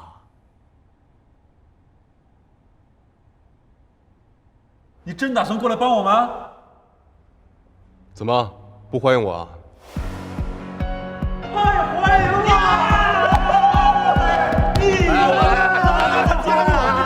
让我们如虎添翼！好 ，FB 4兄弟公司，咱们不能少一人吧，对吧？于董事长。什么于董事长？只要你来了，你永远都是老大，董事长的位置就是你的。对啊，你的股份大约还给你留着呢。亲兄弟明算账，既然是一起做生意，咱们就得按做生意的规矩来。至于股份呢，无功不受禄，我也没做出什么贡献，不能拿来钱。嗨，你看看你。好，既然呢是这样，那我也说一下 ，FB 公司是正式注册的有限责任公司。那么在公司的章程里，我占80%的股份，这俩臭小子各占10%，但这80%并不都是我的。我有20%用来做期权池，为了引进人才和鼓励那些对公司有重大贡献的员工；另外20%是做融资用的。其实我自己占40%，其他的都是代持。那么我们的网站马上就要上线了，就缺你这样的稀缺人才，所以我打算从期权池里面拿出一半来作为你出任 CEO 的回报。老大，你觉得如何？10%。期权4年，1年之后开始行权。那价格呢？公司初创免费送你。不行，这不太合适。老大，就当是回报您当年对我们的赠饭之恩。老大，你就别犹豫了，这些都是你应该得的。要是没有你，也没有我们今天。就是啊，老大别想了，加入我们吧。那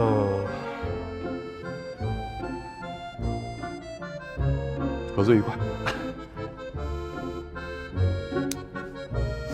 合作愉快。合作愉快，合作愉快，兄弟齐心，未来都是我们的。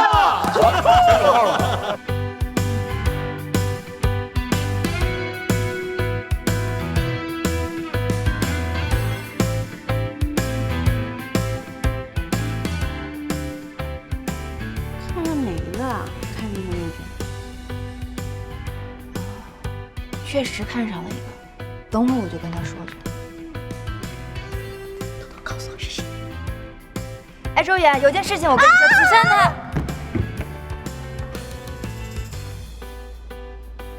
吃饭喽！没有什么事儿是一顿吃人肉解决不了的。等我说哎，我这睡。强子，等会儿再吃，你听我说完，听我说完。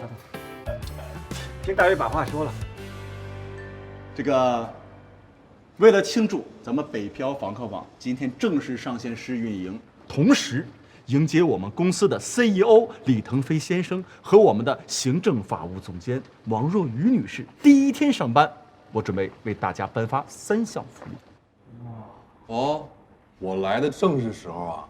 中午加根火腿肠，晚上加2个鸡蛋，以后每天鸡腿管够。抠啊！杨子，你能不能有点出息？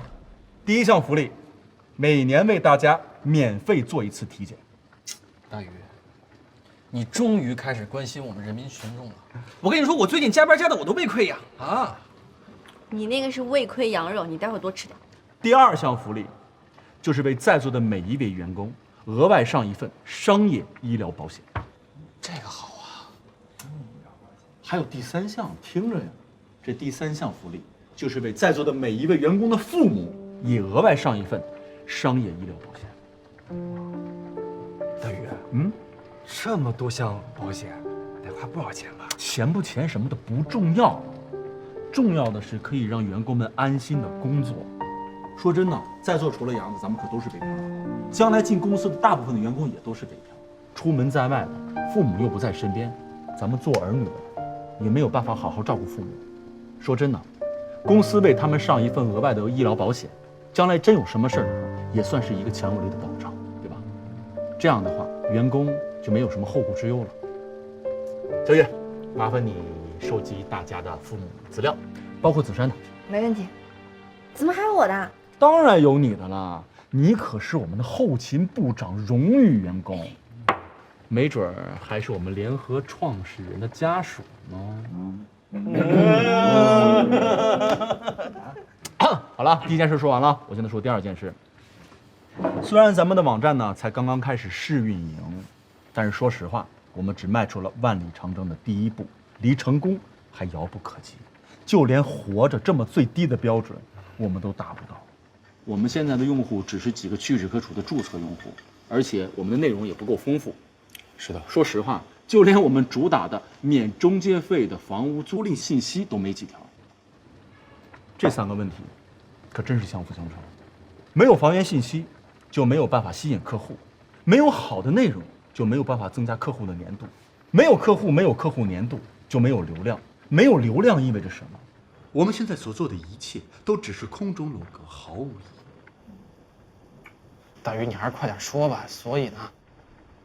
所以，我打算做1次线下推广活动，一方面收集房源，另一方面扩大我们网站的影响力，而且要把我们的免中介费租房的口号喊起来。至于内容这一块，我觉得根本不着急，等人数上来了再做，是不是老大？我同意大鱼的想法，不但可以增加网站的人气，也可以借这个时期来测试一下服务器的承受能力。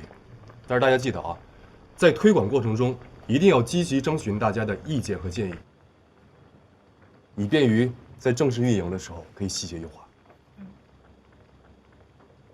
如果没什么意见的话，那我们就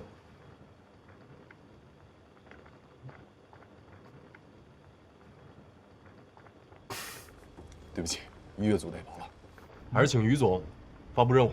哎呀，哪那么多事儿啊？大家都没有问题吧？没问题的话，明天分工行动。来，我提议，为了我们即将美好的未来，干杯！干杯！干杯！对了，你给我的员工父母投保信息里面好像没有你的呀，你别光顾别人，把自己的给忘了。哦，我爸他有自己的保险，咱就不用管他了。你爸买的是你爸买的，公司给买的是公司给买的，两码事儿啊！回头把信息给我。嗯。呀，这有门禁啊，咱怎么进去啊？你也不看看我是谁，有什么能难倒我？来。哟，大姐出去啊？哎，对对。啊，慢点啊。嗯，好。不认识别看。站住！呀，你们俩是住这儿吗？哦，大妈，您不认识我了？我忘了，小高，高培富啊！高培富，别跟我套近乎。你什么这个富那个富的，我根本就没见过你们。看，啊，这大妈长得年轻，还火眼金睛。您说对了，我们还真不是这小区的。那你们来干嘛？工作。工作？鬼鬼祟祟的。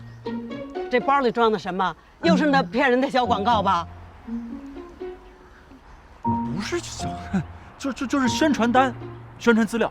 你说的好听哦，就你们这些贴小广告的啊，把那传单塞得哪哪都是。你们之前把我们这小区糟践到什么程度啊？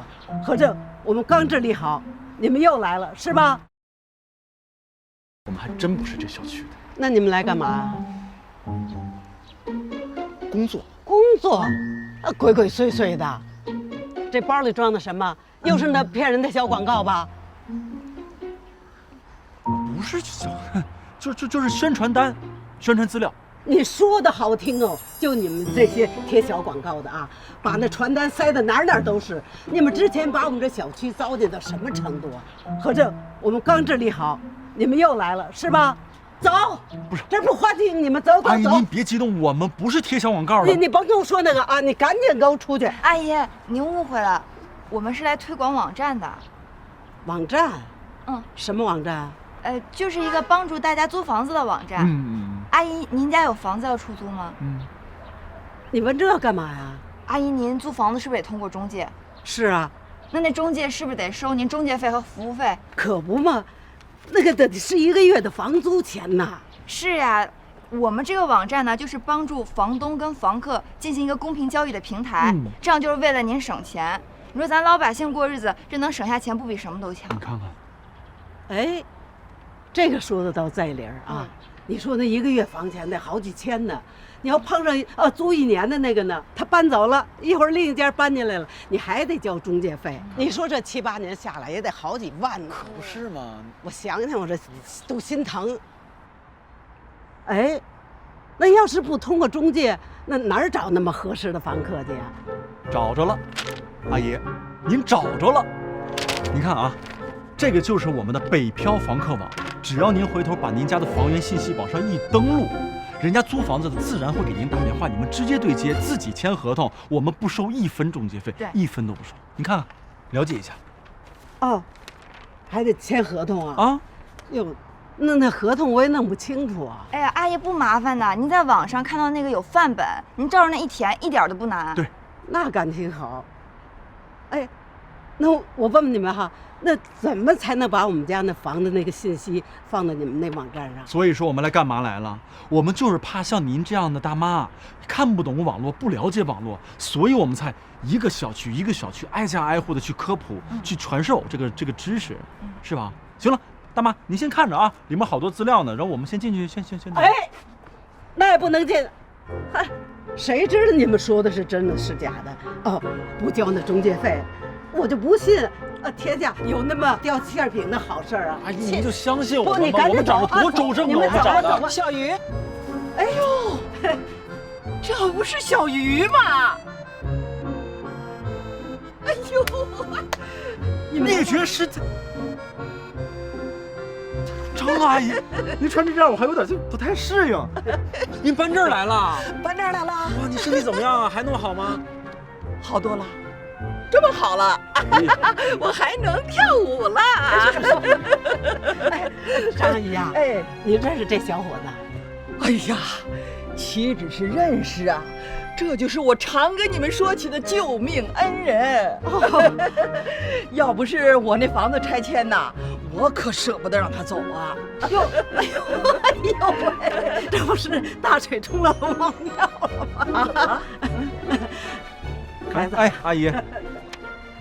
你的事儿我们都听说了啊！哎呀，应该做的，阿姨，应该做。就冲你这人品啊，阿姨相信你。哎，谢谢阿姨，相信他。哎，小鱼呀，啊，你们今天是来干什么来了？哦，我们就是过来推销我们的网站来了。对，什么网站呢？啊，他张阿姨就是说啊，把咱们的房子的信息呢放到他们那网站上，他们替咱们出租，就不经过那中介了，还不交中介费。那不是太好了！我们那舞蹈队呀，有好几个老姐们儿，正好要往外租房子呢，不找中介了，就找你们了。活了，你就相信我，阿姨。走，我现在就带你见见他们去。那我能进小区了？当然能，是吧？谢谢阿姨啊。哎，后面这个没有，是不是你的女朋友？哎呦，我哪有那福气？也不知道周爷他们现在怎么样了。他呀，对于跟人打交道的事情一点都不擅长。你放心吧，杨子在呢。就是不知道王若雨发传单是什么样的。他跟大宇在一块儿，你就不用担心了。也是，找房屋中介了解一下。哎，你说这个话，该不会吃醋了吧？我吃哪门子醋啊？他们俩都是我最好的朋友。就只是朋友？当然了。但是你有没有发现，王若雨好像和其他女生不太一样？有什么不一样？就是比别人漂亮，比别人气质好呗。我是说，和她接触起来好像是总是有一些抗拒。你也察觉到了？对。其实吧，若雨她这里有点问题。今天多亏了张阿姨帮忙，给咱介绍那么多房东。哎，真没想到你还是她的救命恩人。那是，这叫做好人有好报。现在知道我是那种人了吧？说你胖，你还喘上了。谁叫你之前居心叵测怀疑我的？今天累了吧？累倒是不累，就是说了一天话有点渴。在这等着啊，买瓶水去。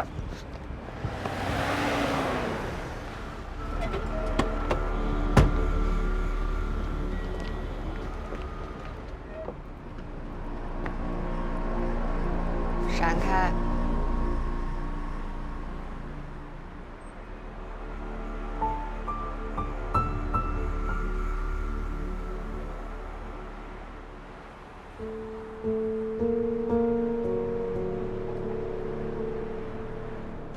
他有心脏病？胡说什么呢？是什么心脏病？我是说，他有那么一点心理障碍。这样啊，他之前是受过什么创伤吗？这我可不能告诉你，这都是我们若雨的隐私，我怎么能跟你说呢？那就是有了。你放心，我在上大学的时候复修过心理学，尤其是创伤治疗这一块。其实我在想，也许我们可以帮帮他呢。那我也不能跟你说，我答应过若雨，不能告诉任何人的。你放心，我也只是出于朋友的角度，想帮帮他。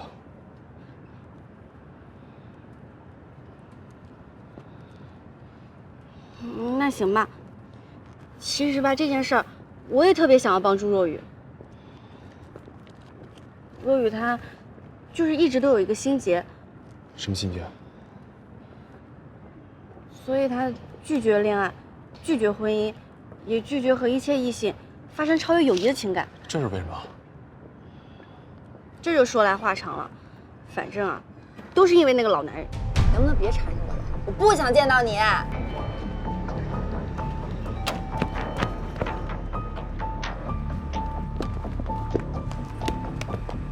闪开！干嘛呢？干嘛呢？远点儿，远点儿，听着没有？别怕，有我呢。小孙，怎么哪都有你啊？啊，走走走，这没你的事，赶紧走。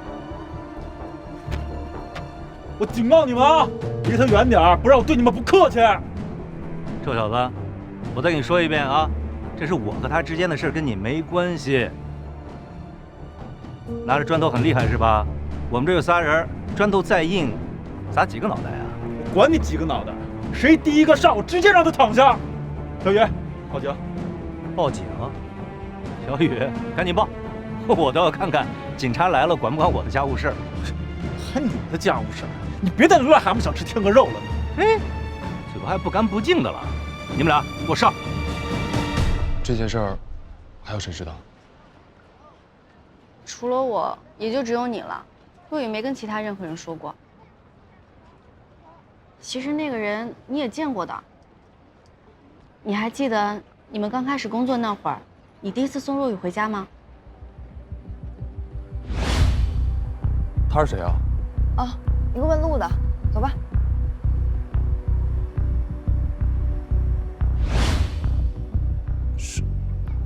是他呀？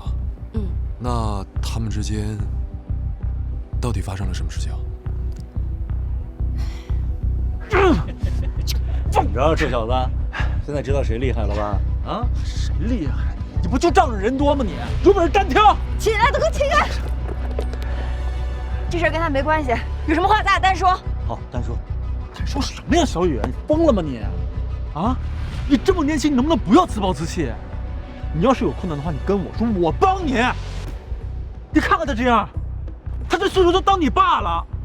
什么叫快能当他爸了？我就是他爸爸。你这，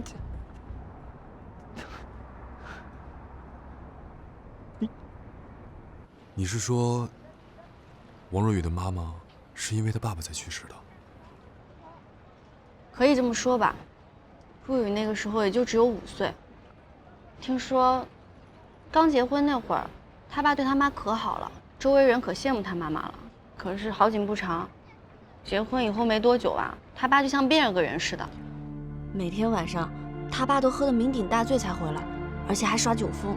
每天回着拉上这脸干什么啊？我挣那么多钱给你有什么不满啊？拉上这脸，天天拉上这个脸。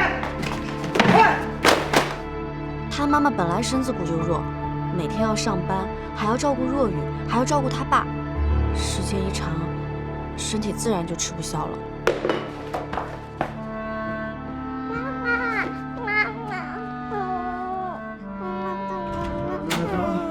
一回，你妈怎么了？哎，你妈怎么了？后来发现他妈妈的时候已经太晚了，医生赶到的时候，人就已经不行了。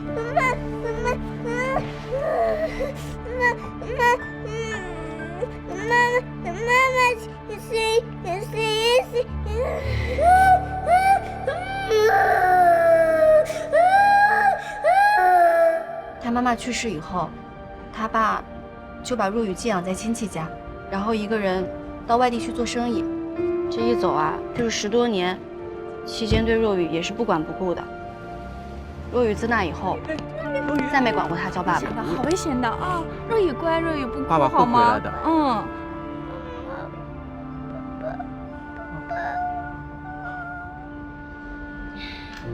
再后来呢，他爸功成名就又回来找他了，但是若雨始终都不肯原谅他爸。小时候的事情对他伤害太大了，他就一直都觉得男人结婚前、结婚后，甚至追到手和没追到手，都是完全不一样的。所以她才会担心嫁给一个不负责任的男人，于是不再相信爱情和婚姻，只和男生保持普通朋友的关系。其实我都已经劝过他好多回了，但是他始终坚信，只要他再前进一步，就一定会受到伤害。他那层看似坚毅的外壳，都是因为小时候寄人篱下，为了保护自己，硬伪装出来的。这样。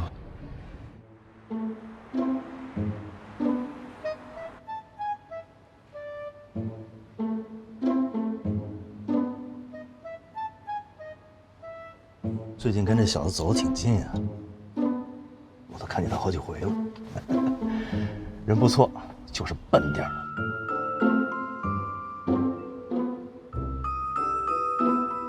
笨点儿也好，笨点儿知道一心一意的疼人。瞧刚才那架势，真的是打算为你拼命啊！就没打算更进一步吗？如果你今天来是找我说这个的，对不起啊，让您失望了。我跟他就是普通朋友，我这辈子都不会结婚谈恋爱的。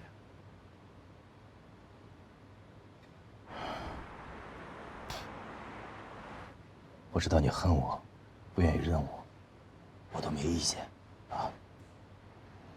不过也没有必要因为我就耽误自己的青春，是不是？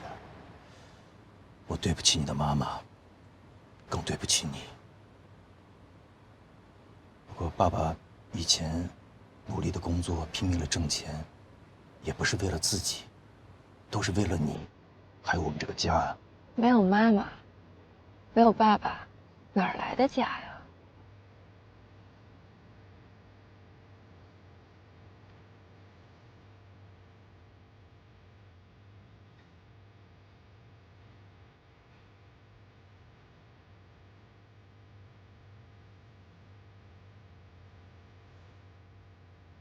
爸爸就剩你这么一个女儿了，可不可以爸爸一个机会，让我为你做些补偿？我妈躺在地上的时候，你给过她机会吗？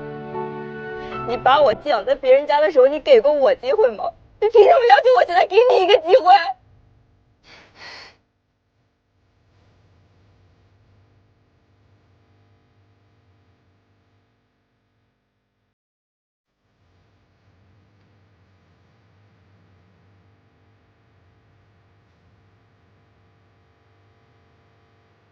不是爸爸不好。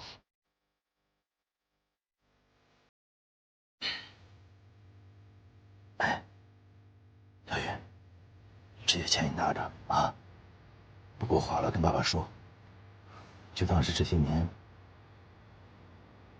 爸爸给你的补偿。你还是没变，哈？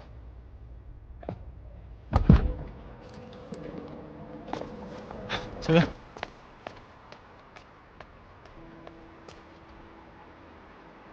啊。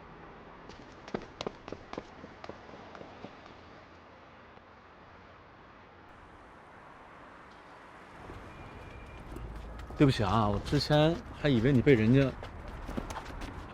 我警告你，如果你要敢把今天的事说出去，我就揍死我，使劲揍我！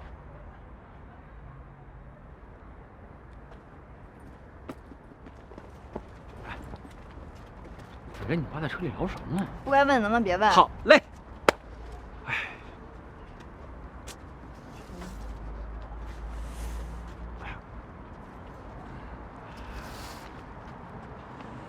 刚才谢谢你啊。这有什么好谢的呀？我也没帮上什么忙。不过，我感觉你肯定跟家里发生了什么不开心的事儿。算了，你不愿意说就不说吧。那个，不过将来你有需要找倾听者的话，你就找我，我是那个最好的选择。你就找我就行。我挺厉害的，我跟你说我。哎，廖回来了，回来了。啊，大云，你怎么身上脏兮兮的？你俩干嘛去了？啊？我就摔了一下。对，那边修路他就摔了一下。对，哎，今天成绩怎么样了？这不是有老大在吗？你们还不放心？不仅原定的任务全部完成，还超过了20%呢。棒棒的。哎，你们呢？计划翻番。怎么做到的？还不是有这个活宝在。可以啊，你们大云，给我传授经验，告诉我怎么做的。还记得那个灭绝师太吗？边走我边跟你聊。快上！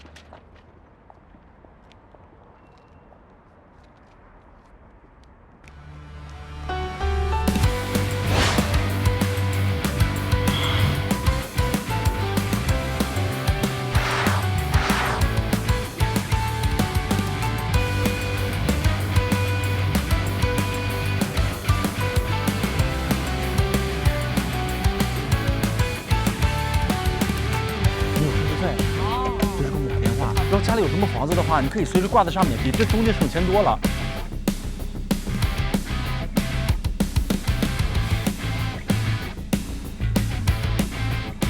过来看，中间是免中介费的，有事随时打着你们的电话啊。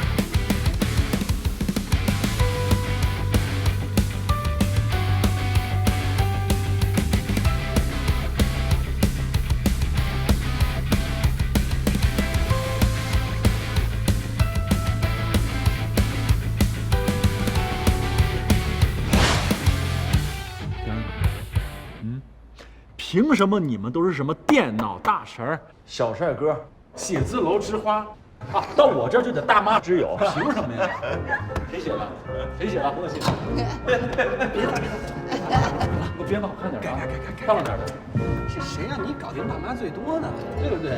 所以说你现在是大妈心中的良师益友，多少大妈见你高兴得不得了，好多大爷都嫉妒你。我揭发啊，杨新伟利用职务之便，让大爷给他介绍对象。没。哎，行了，说个正事儿吧。这1个月的结果怎么样？周岩，上数据。哦，这个月咱们的注册量呢，比上个月增加了979%，相当于翻了近10倍。其中房东增加了273人，新增房源信息285条，房客1201人，达成协议133份。总的来说呢，发展势头良好，网站运营基本平稳，目前尚未接到有效投诉。大家都听到了啊，通过我们大家共同的努力，网站初见成果，但是还会面临一些问题。老大，你来说吧。好，我们面临最主要的问题就是房源太少，房源太少呢，就会导致租客也少，租客一少，房源又会少，这样会形成一个恶性循环。其次呢，就是用户的使用习惯还没有培养成，大多数用户上去就是为了租房，用完就走，所以没形成很强的粘性。从它的数据中就可以看出。总体来说呢，我们的主要问题就是用户量太少，并且没有有效的互动。而且据我分析啊，这种情况可能还会再持续一段时间。那这样看来，咱们的速度还是不够快啊。如果接着这样下去，咱们的用户流失量很快就会高于新用户注册量。但是我们已经很努力了，对不对，主演？不能再这样继续下去了，咱们得想个办法。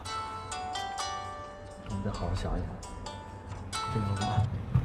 这个妈，哎妈，哎，你看这边啊，男性用户量和女性用户量，哎，你看这个区域，的确是女性大妈。哎妈，臭小子，1个星期都不给家里来个电话，现在翅膀硬了，就可以不理爸妈了？妈，我这不最近忙着呢吗？少找借口！我就不信，连个打电话的时间都没有。说吧，那事到底怎么办？啊，什么事儿啊？当然是让你去相亲的事儿啊。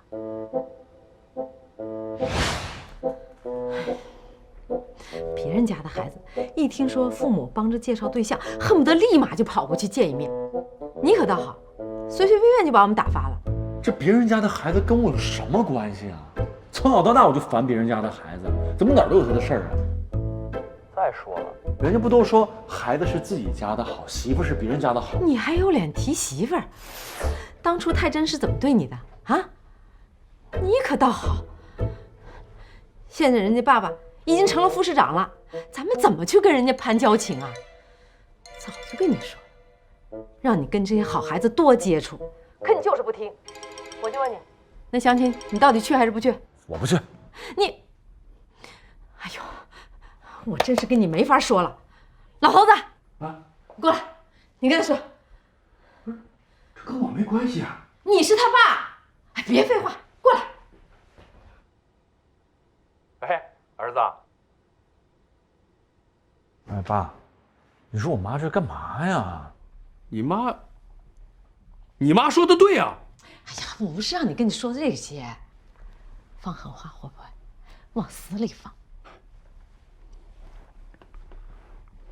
于鹏岳，你给我听好了，这个女孩子是你的妈妈千辛万苦费了9牛2虎之力托人介绍的，而且她姑姑的外甥还是市工商局的副局长。你要是不去，那就别进这个家门了啊！进一次打断你的腿啊，回来一次打你一次，打到你听话为止。说话算话。你妈说了，她说话算话，听懂了吧？听懂我挂了。哎，这就挂了？这是说完了？我觉得这已经够狠了吧？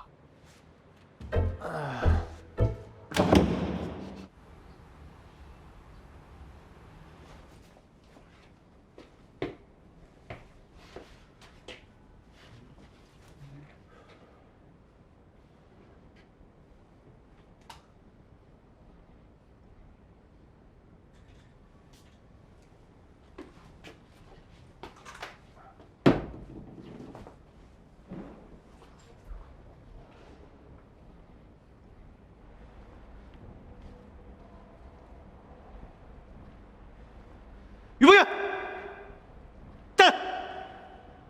鬼鬼祟祟盯了你半天了啊！这小西裤、小皮鞋啊，小手表带的啊，你干什么去呀？啊，还喷香水儿？干嘛去啊？相亲去啊？嘘，真相亲去啊？闭嘴！给我100块钱，我当没看见你。周岩，大哥，快点下来！大鱼相亲去，快点过来看看，过来看看，放开我，相亲去。相亲啊！大鱼，什么样的姑娘啊？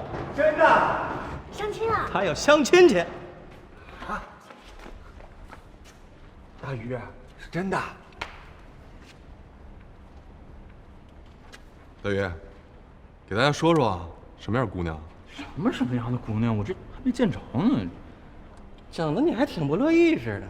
你要不愿意去，我帮你去啊，我帮你鉴定鉴定你。但是这个吃喝玩乐的钱你得给我报销了，回来我肯定给你出一个3000字的报告，无论从外貌、性格、谈吐、气质啊，是否有狐臭、脚臭、遗传病，我通通给你调查一底儿掉，然后满意了你再去，你看怎么样？闲的你，这么八卦，有这功夫好好琢磨下咱们项目，真是。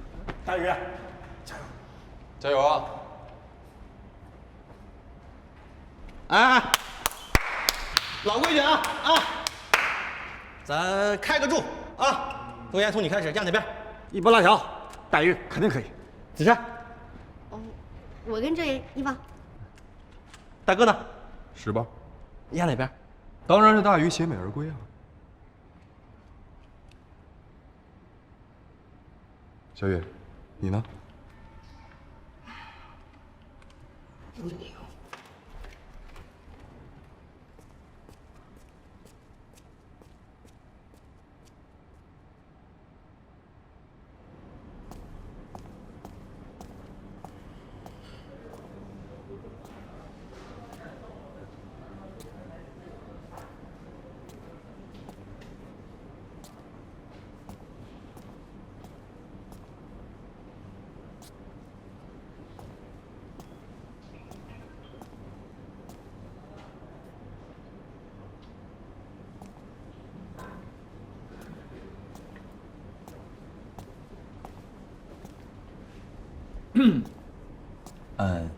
你好，请问是庄文静小姐吗？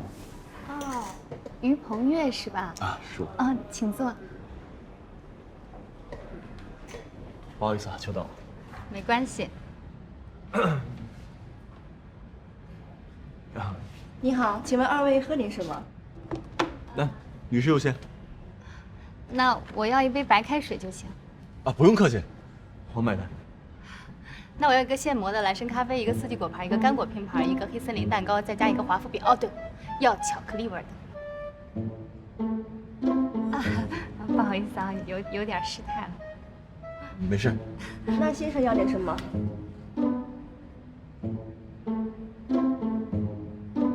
哦，我这个人口味比较清淡，给我来一杯白开水，谢谢。好的，请稍等。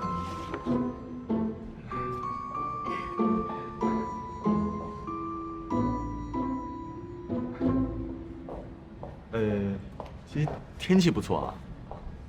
今天天气还行吧，就是雾霾有点严重，特别伤皮肤。没有，我觉得你皮肤挺好的。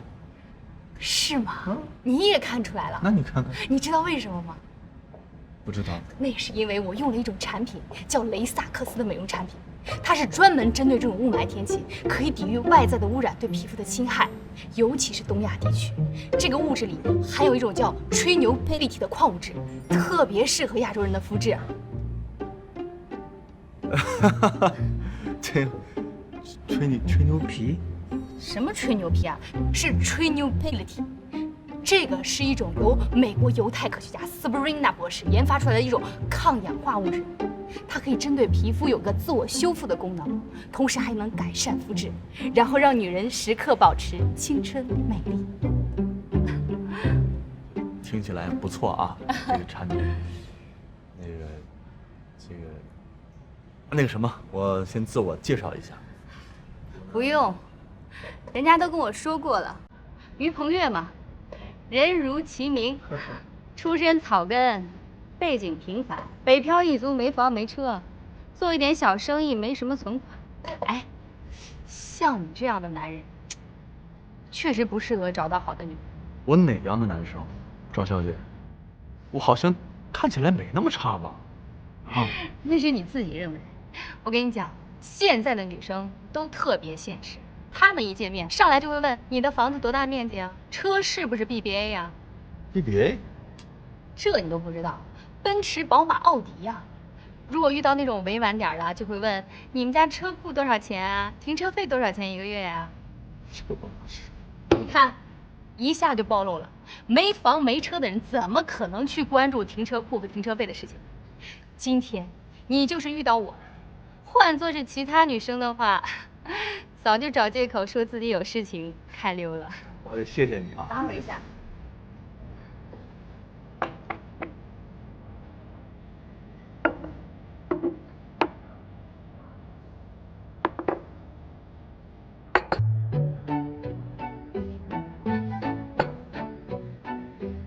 你好，你们的菜上齐了。好，谢谢啊。谢谢，请慢用。哎，吃，别客气，别客气。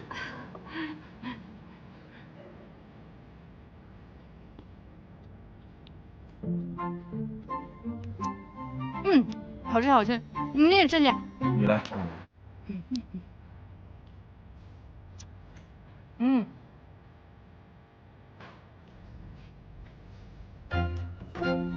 我尝一口吧。哎呀，你这个大鱼怎么还不来呀？我们等他这么久了。别着急呀，这陌生男女第一次见面，要是瞧对眼了，那且得聊一阵儿。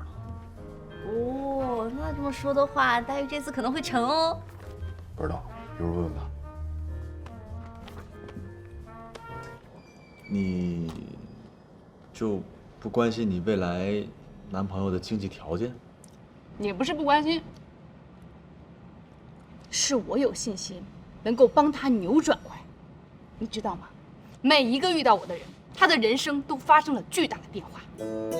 贫穷的变得富贵，自卑的变得自信，含蓄的变得张扬，郁郁的变得开朗。你是搞传教的还是搞投资的？我先声明啊，我这个人可从不入什么邪教。什么邪教呀？这是一个人生非常为之努力奋斗的事业。你听说过美国利安吗？我们就是要打造中国的利安，把我们的产品雷萨克斯推向全世界。真好。不过咱俩是不是来相亲的？对，你是来相亲的。不过你想想，你一个一无所有的青年，你靠那点收入能获得女生青睐吗？啊，能配得上我吗？不过不要紧，我会给每一个我所欣赏的人一个机会，一个翻天覆地、推翻旧我、绝处重生的机会。机会我已经给你了啊，能不能把握就看你的悟性了。抽烟吗？不抽。喝酒吗？偶尔喝。打牌吗？带刺激的那种？不打。那你家有电脑吗？有。这就得了。你与其花钱买电脑，把时间浪费在上网上，你不如把这笔钱拿出来做一份事业，给自己一个新生的机会。只要2999就可以买套我们雷萨克斯的这个产品的套盒，然后就可以加入我们的大家庭，共同创造我们自己的事业。今天我把产品都给你带来了。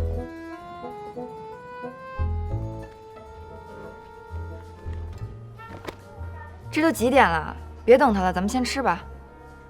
再等会儿吧，都等这么长时间了，也不差这一会儿。哦，对，再等会儿。这个是720度保湿深层磨砂洁面乳，哎，这款就是我跟你说的那个富含 Trinupility 这几款。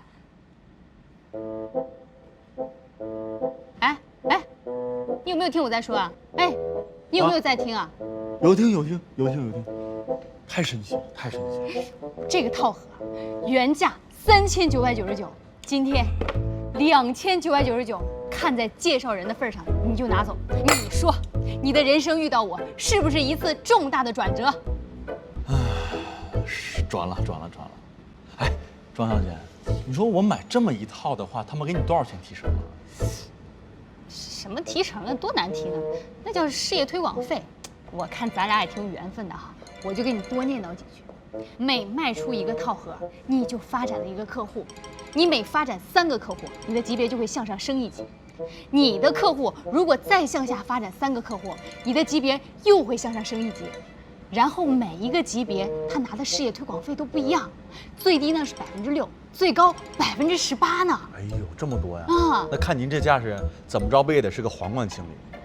哟，懂行啊！不过我现在就是翡翠经理，不过没有关系，只要你的加入，我就有希望在不久的将来成为钻石经理中的一员。怎么样？现金还是刷卡啊？哎，支付宝也可以的。然后我这不太支持。行了，庄小姐，如果咱们俩是来相亲的，就别提什么雷萨克斯、吹牛逼类的之类的。如果你是拉人头搞下线的，那我奉劝你，咱俩还是别聊了，我还有事儿呢，跟我哥们儿吃饭啊，咱们俩改天再说。哎，是我没发现啊，我本来觉得你这人还不错，挺符合我的眼缘的啊。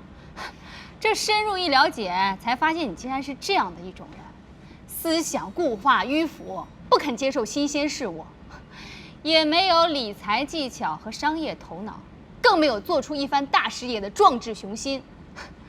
你这样的人就不配拥有我这样的女朋友，注定做一辈子的 loser。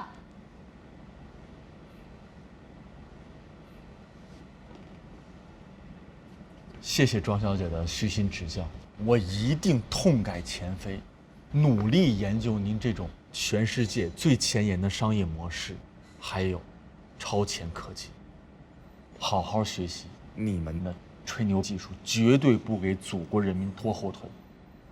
为了表达我能够接受你这种全新的事物、商业模式和理财技巧，我决定呢，用这种国际上最流行的结账方式 AA 制啊，谁点的谁买单。我告辞。哎，不是，你说你请客的呀？你这么多，多贵呀？来，我给你们讲个段子啊。要说这相亲啊，还真不一定是2个陌生男女。就拿我来说吧，我第一次相亲是我爸带着我去的，当时那场面那叫一个尴尬。你们猜我这相亲对象是谁？谁呀？是我小学的一个女同学。杨子，小学你就早恋，那忒早了吧你？我早熟不行啊。当时那场面那叫一个尴尬呀！这女孩带着她爸去的，我这一眼就认出她爸来了。哎呦，当时啊，我也不好意思说话呀。他爸跟我说话我就说话，他给我夹菜我就吃，他冲我笑我就嘿嘿嘿的笑。他爸当时就觉得，这小伙子不错，稳重啊，不爱说话。我当时心想了，叔啊，不是当初你拿着条子疙瘩追着我满操场跑的时候了，还信誓旦旦的说啊，就算全天下的男人都灭绝了，我也不会让我女儿跟你谈恋爱的。现在怎么着？乖乖的把女儿给我送回来了。乖乖的把谁送回来了？大宇，你可回来了啊！快说说怎么样了？快跟我说说啊，长得漂亮，我大姐。哎，我大姐，给她说说。怎么样？快说说。哪有那么多高分美女啊？哎，你们照照镜看看你这八卦是样了啊！让你们失望了，崩了。怎么会谈崩了呢？我跟你说啊，那女的就是一个被传销洗脑的偏执女青年，非逼着我买什么价值2999的叫什么蕴含了吹牛 plate 的什么元素的护肤套餐。哎，你知道那东西吗？是不是那个 Sabrina 博士研究那个吹牛 plate 的精华？哎，就那东西，你怎么知道啊？杨子，你认识那姑娘？我怎么能认识这样的姑娘呢？是我大爷，他当时被别人忽悠买过那么一套，还送了好多什么红皮、绿皮、小紫皮的，天天就说我要创业了，我要上市了，以后我要纳斯达克了啊，就跟神经病似的。哎，那女的跟他一模一样，一副不把我拉下水誓不罢休的样子。那后来呢？哪还有后来？我这不就坐在这儿了吗？我再坐在那儿，非被那女的吃破产了不行。哎呀，真没劲你，丁彩。就是。你觉得有劲？愿赌服输啊！回去把该叫的给我叫出来。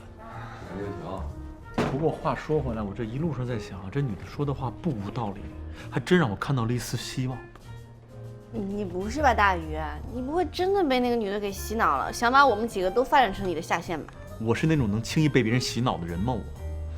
我只是受他的启发，突然间想到一个宣传咱们公司的好方法。什么办法？对啊，先点菜，然后再说。喂。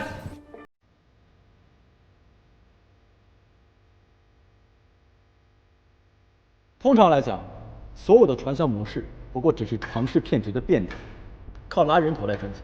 拉的人头越多，理论上挣的钱也就越多。但是人头数量终究有限，资金链早晚会有一天撑不住而断掉，而上面的人则会拿钱跑掉，下面的人则会全盘结束。比如某臭名昭著的阳光工程，如果按照他们的算法，第21个月全球70亿人将会成为千万富翁，可能吗？再拉人的话，只能是外星人。这我们都知道，所以你从这个中得到什么启发了吗？我打算做一个逆向推广，怎么逆向？反其道而行之。这么说吧，咱们组织一个活动，每拉一个人注册北漂房客网，那么这个拉人者就会成为新注册用户的上限。我准备抽取20位幸运儿，比如第1万、2万、3万，第20万个有效注册用户，每个人将会获得5000元的奖金，而这个人的上限则会获得2500元的奖金，上线的上限则会获得1250元的奖金，以此类推，越早注册，拉的人头数量越多，那么中奖率也就越大。那得花多少钱啊？根据数学公式计算，总奖金额应该无限趋近于20万。如果真能得到20万的新注册用户的话，那这20万的推广可太值了。行啊，大宇，参加个相亲你都能想出方案来，这要是让你参加个非诚勿扰，你不得把现场变成赢在中国呀？你们觉得行吗？我举双手赞成。挺不错的。既然大家都觉得没问题的话，那咱们赶紧行动起来，趁热打铁，来他个遍地开花。行啊，大宇，参加个相亲你都能想出方案来，这要是让你参加个非诚勿扰，你不得把现场变成赢在中国呀？你们觉得行吗？我举双手赞成。挺不错的。既然大家都觉得没问题的话，那咱们赶紧行动起来，趁热打铁，来他个遍地开花。租房上北漂，北漂幸运注册者将获得现金5000元奖金。哎，你们赶紧注册，赶紧发展下线呀，能中奖了！老姐妹们，我也有好消息告诉你们，北漂房客网现在正在搞活动呢。哇，注册这个网站幸运者将获得现金5000元奖金，推荐人可以获得2500块钱奖金。北漂房客网，你看，嘿，我都中奖了。赶紧，赶紧发现！哇，你上次想买的皮肤不就可以买了？那肯定的呀！记住啊，北漂房客网告诉你们的亲朋好友，然后让那亲朋好友呢再打给他们七大姑八大姨的，说不定谁呀就在里边中大奖呢。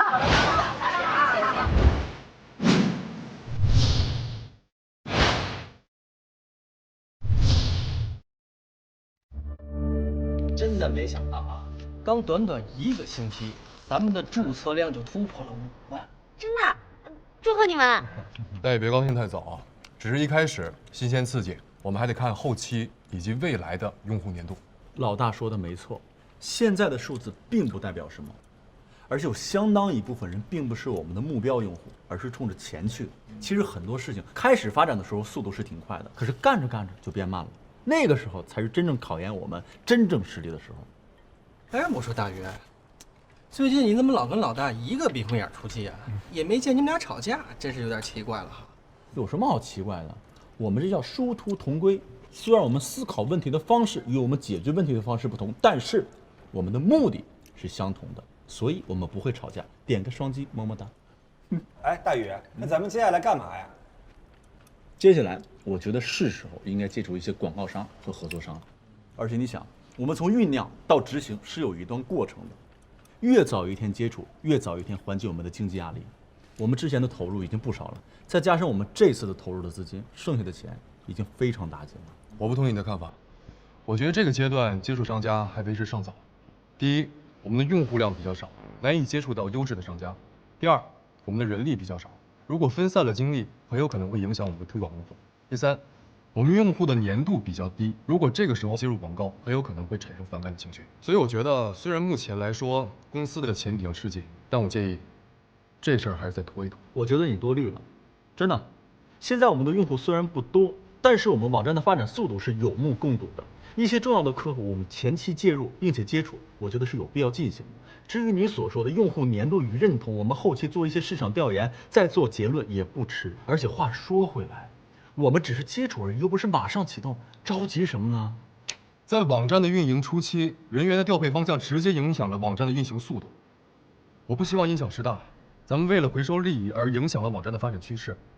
就像这火锅一样，只有大火猛烧，才能让这个水滚开。关键时刻釜底抽薪，可能这锅永远也开不了。这怎么能是釜底抽薪呢？这就是发挥余热而已。一边烧开水，哎，一边烤土豆，等水烧开了，土豆也烤熟了，两全其美，没问题。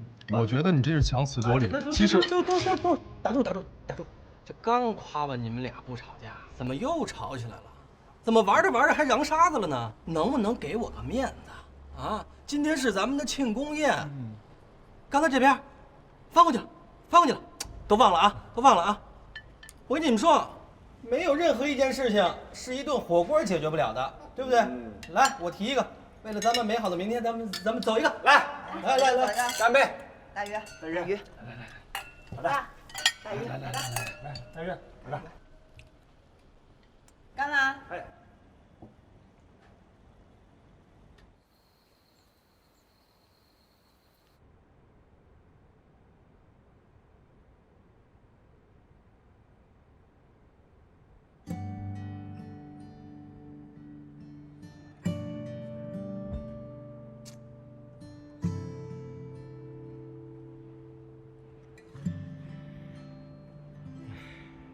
干嘛呢？啊？这么晚了不睡？没干嘛，你赶紧睡吧。看什么呢？没看什么？骗鬼呢你！我上网。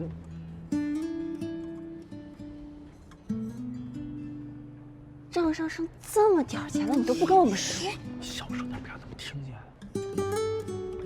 这么大的事儿，你都不跟大家说吗？哎呀，就是因为这事儿大，所以我不想让他们操心嘛。你自己担着有什么用啊？你得跟大家说，大家才能帮你想办法呀。这段时间大家已经够累了，我不想让他们再替我扛这些压力。再说我是公司董事长，而且现在已经公司化运营了，我总该扛这些了。放心吧，我有对策。我是谁呀？万事小灵通。哎，千万别跟他们说，不好意思。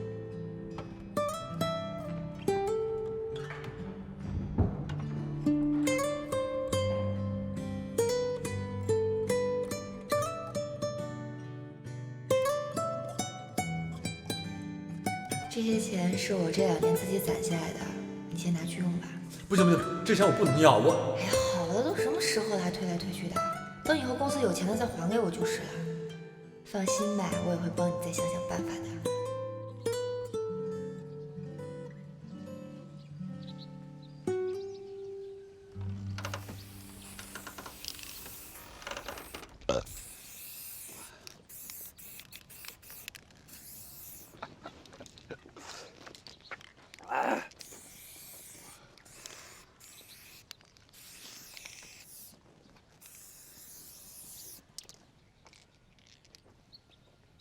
你坏死了啊！把人家带到这里，你就不怕被你老婆知道了？他出差了，啊不，他又不是我老婆，你担心什么呀？对不对？我告诉你啊，你以后真的就跟着我吧，好不好？啊！坏死了！我有什么？这真是男不坏女。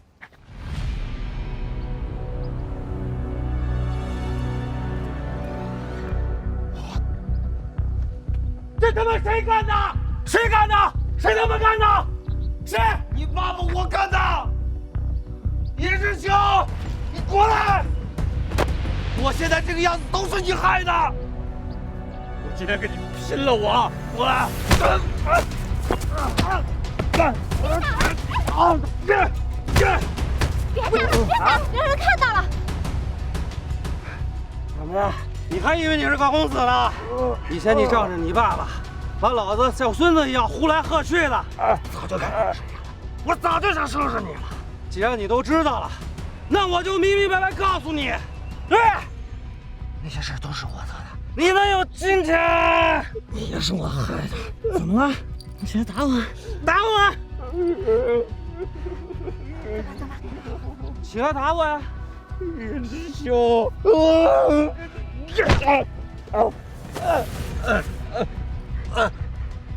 还想爬起来？你做梦吧！我告诉你，高氏集团没了，你爹死了！高氏集团没了，你爹死了！你就是个草包，下次再不长眼，我就废了你！今天这顿打，就当是赔我修车钱。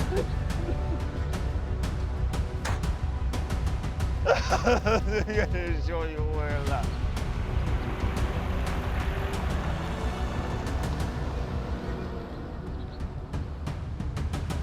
早知现在何必当初啊！啊！哎呀，真是风水轮流转啊！没想到你高培富也有今天。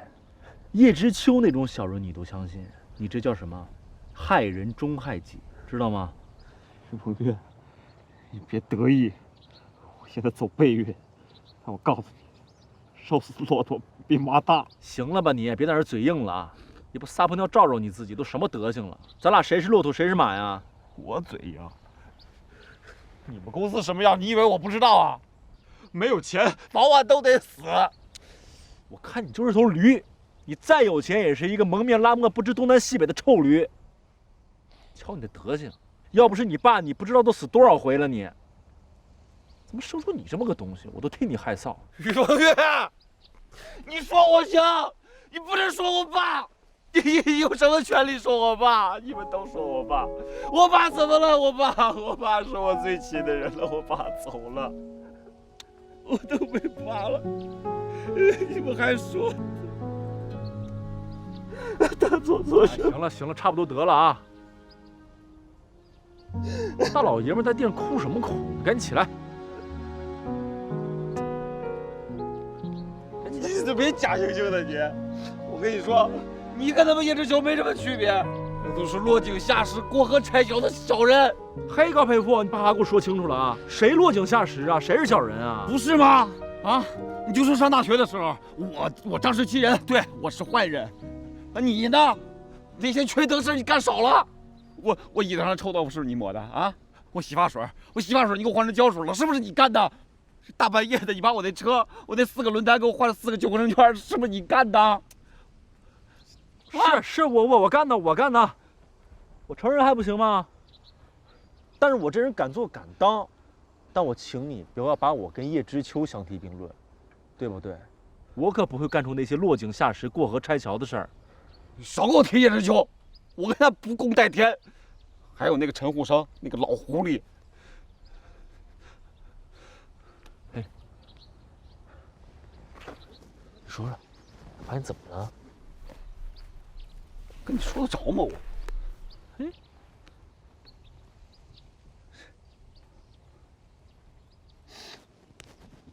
我爸走了之后，高氏集团就一天不如一天了。我那些叔叔伯伯都说我爸欠他们钱，把家里那点值钱的东西全搬走了，还有他们名下的公司也都自作主张的卖给陈护生了。我爸剩下在我爸名下的公司，那家电也都被他们掏光了。3个月啊，我爸辛辛苦苦打拼下来的高氏集团，就剩无良中介一家公司了。乌良中介后来不也是被陈护生给收购了吗？本来他们收不了的，谁知道我那大伯二伯背着我爸把公司的股份抵押了，出去赌钱输个精光。哎呦，你看看，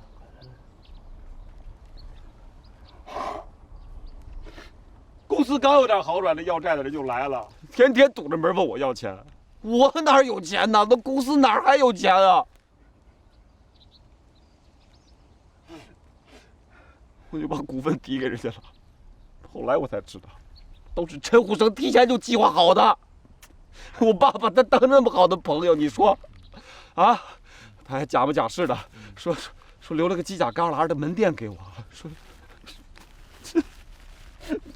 说那是我爸的遗愿。后来我就拼死拼活干呐，我想我得把高氏集团最后这点希望我得保住啊，我很努力的，我天天起早贪黑的，我激励员工，谁知道业绩就不往上走啊，别说盈利了，我连房租都交不起了，就把店关了。今天早上公司老员工跟我说，就这些事儿都是叶知秋捣的鬼，他要把我赶尽杀绝啊！他笼络公司员工一起阴我今儿我找着他，本来我是想揍他，我是想报仇，我是想打他的，我太窝囊了我。我跟你说呀，对付他们这种人，你不能用蛮力，你得用脑子。用脑子？你有办法对付他们呀？有倒是有，不过君子报仇，10年不晚。10年？我哪等得了10年啊？大宇，要不然你帮帮我，我知道你肯定有主意，你肯定想好了，你帮帮我啊！我错了，我之前我做的那些事儿，我给你道歉行吗？我之后我给你当牛做马，我做什么都行，你帮帮我吗？你就帮帮我，你把我失去的东西帮我夺回来，你帮我捡起我的尊严，行不行？我求求你。我给你跪下！哎，我给你跪下了，你帮帮我吧！你不行，大宇，你就不能帮帮我吗？你要不起来，我不帮你了啊！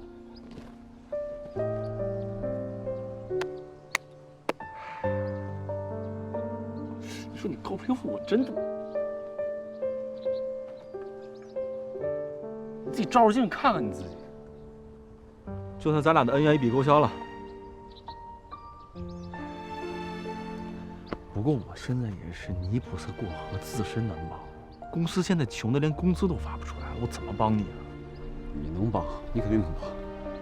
这样，我还有点钱，我都给你。只要你帮我，只要你答应我，我都给你，行吗？不是大宇，你是不是发烧了啊？你怎么开始说胡话了？我现在清醒得很啊。所以你真打算让高培富来咱们公司是吗？他高培富是谁？他是咱们的仇人，他之前怎么对咱们，你不是不知道吧？我跟你说，趁着他现在没有生计，不痛打落水狗，算对得起他的了。杨子说的对，你可怜他，作为同学想帮他一把没什么问题，但是不能因为可怜他就让他加入我们公司，成为我们中的一员吧。再说，高培富能帮上什么忙啊？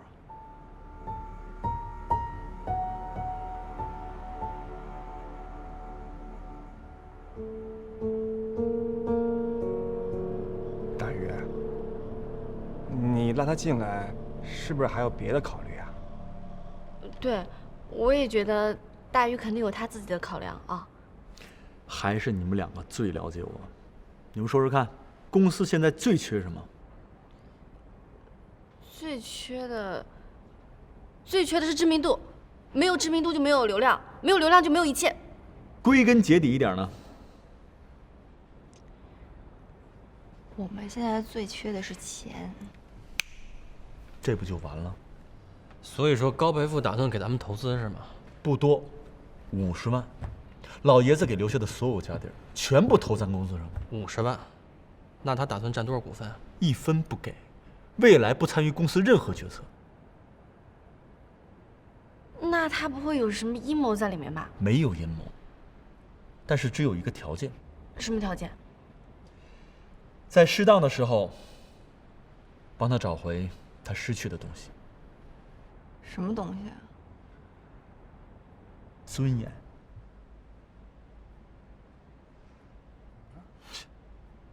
这算哪门子条件啊？要我说呀，咱们就干脆把这钱收了，反正最后决定权在咱们这儿。哎，那也不行，他这条件太宽泛、太模糊了，将来一旦发生纠纷的话，会让公司陷入非常被动的局面。模糊的话我们可以细化，现在我们都快揭不开锅了，还想将来？那也不能急功近利，饮鸩止渴。老大，我急功近利，我饮鸩止渴。公司现在账面上有多少钱，你也不是不知道。咱们吵了那么多回架，不都是因为资金问题吗？这不行，那不行。那行，你想个办法，你来解决。实在不行的话，其实我们可以考虑。你别吵了，别吵了。我觉得于鹏月说的有点道理，当然了，你的担心也有道理。要不这样吧，我先起草一份投资协议，在确保咱们公司利益的前提下，明确双方的权利跟义务。至于那个条件，我就先不写进去。那如果高培富看了还是愿意签这个协议，那我觉得咱们没有什么必要值得担心的，对吧？腾飞，你觉得呢？我觉得挺好。老大呢？老大觉得怎么样？老大要是不说话的话，我就当你同意了。老大同意，这事就这么定了。反正高培富呢，说实话也是咱同学一场啊，没那么大深仇大恨，人家也道歉了。大人不计小人过，啊！再说了，我叫高培富过来也不是图他那50万，我是看他身上确实有特长。他除了吃喝玩乐还能有什么特长？哎，谁说吃喝玩乐，他就不是特长？炸薯条的土豆应该用下锅地，肉质细嫩没膻味儿，上好宁夏滩羊。你们这根本不是原切牛排啊，有芝麻的浓香。来，自己看看这纹路，横七竖八的什么都有，这分明就是几块肉饼拼在一块儿的。用鸡丝代替了里脊丝，降低了成本，口感也不错。还有这红酒我就不想说了，西班牙拉曼恰产区的地摊货，顶多10欧一瓶，你们愣当是法国 AOC 产品来。还有良心的，这家店啊，最多2分。这家店7分，这家店9分，真是绝了！我之前不明白大鱼为什么要把高培富招进公司，我现在算是明白了。在吃喝玩乐方面，他就是个天才，我算是个吃货了吧？跟他一比，我就是一小儿科。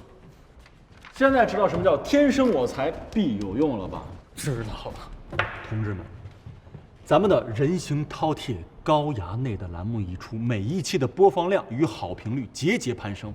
现在有不少的商家已经愿意出钱请我们去试吃了。之前虽然投了点钱，但是我估计很快我们就能回本，并且有盈余。自从高培富加盟了美食板块，咱们的用户日活度比之前高了将近3倍。尤其是讲四川火锅那期，关注度首次超过了租房板块。知道为什么吗？这说明我们的用户粘度在增加。跟你说，像高培富这样的意见领袖，一定要再多加几个，互动内容也要丰富起来。哎，老大，你有什么想法？啊，既然你都想好了，那我做执行就好了。哎，我怎么没看见小雨啊？小雨刚才给我打电话说去见山石科技的罗总，谈什么广告投放的事。谁跟他一起去的？他自己啊，一个人。什么？王小姐，快来，请，快进来。来，坐这，坐这。快请坐，快请坐。哎呀，王小姐，我说你怎么一个人来的呢？我们李总正在路上，他就是有点事情耽误了，让我先过来，应该很快就到了。啊，是这样。哎，喝点水不？啊，不用了。罗总，这是上次按照您的意见修改的方案，您看一眼。啊，你们公司这文案呢，其实我看了，写的倒还可以，但是呢，我还是觉得有一些小遗憾。您说？你看啊，你们北漂房客网跟其他网站比较起来，也没多大区别，啊？怎么会没有区别呢？这个方案上专门列出了我们网站用户的特征，在我们北漂房客网上投放广告，绝对比你在其他网站上投放更能直面目标消费者。可是，你们公司这个网站呢，局限太小，气魄不够，没有气吞全国的气势。再说了，我们公司的产品是面向全国销售的。罗总，这个您就多虑了。我们北漂房客网靠的就是市场细分，全国的市场它看似很大，但它也有很多陷阱啊。专精一有它一定的局限性，但它也能让我们做到最好最精。就拿您的产品来说，那您肯定希望它能卖到全国呀。可是现在您先说睡觉，他只在一个城市，那就算其他时间他看到了，他想要买他也买不到。罗总，那到时候您一定成为我们这个行业的领头羊，可千万不要忘了拉我们这些老朋友一把。哎呦，你呀，王小姐，你呀太聪明了，太会说话了。哪有？行，那这事儿我再考虑考虑。那行，那您就再考虑一下。确实是这样的，做生意嘛，肯定要方方面面都考虑到。那我就不打扰您了，您什么时候考虑好了，给我打个电话就行。别着急走，再坐会儿。那哪好意思啊，您这么忙。再忙也不能冷落大美女啊。这个合同这个事儿啊，我觉得也不是不能签啊，不过什么？不过就看王小姐有没有那个诚意了。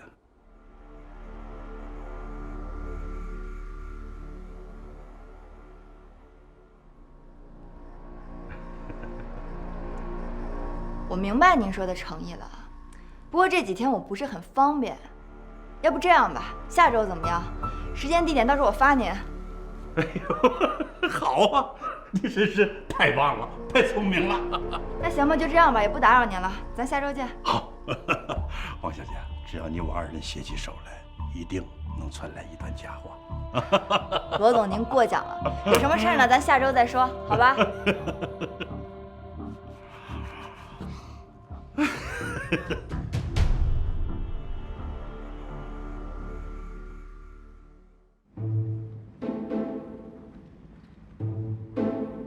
喂，小王啊，我是罗总啊。你们那个合同啊，我看过了，没问题。明天下午2点，你到江南酒店1122房间来找我签字盖章啊。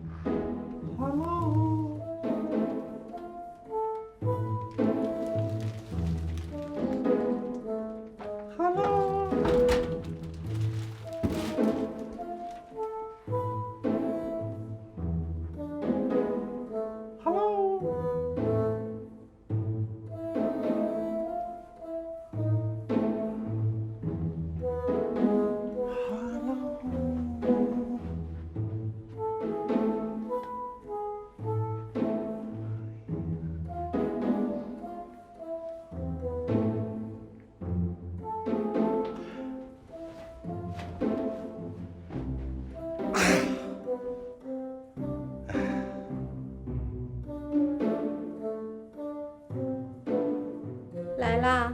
啊，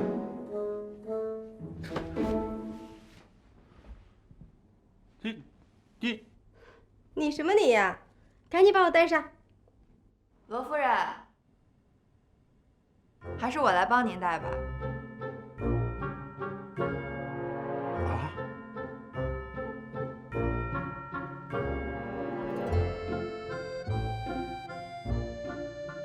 罗夫人，这项链可真配您。算这死老鬼还有点良心，记得给我买生日礼物。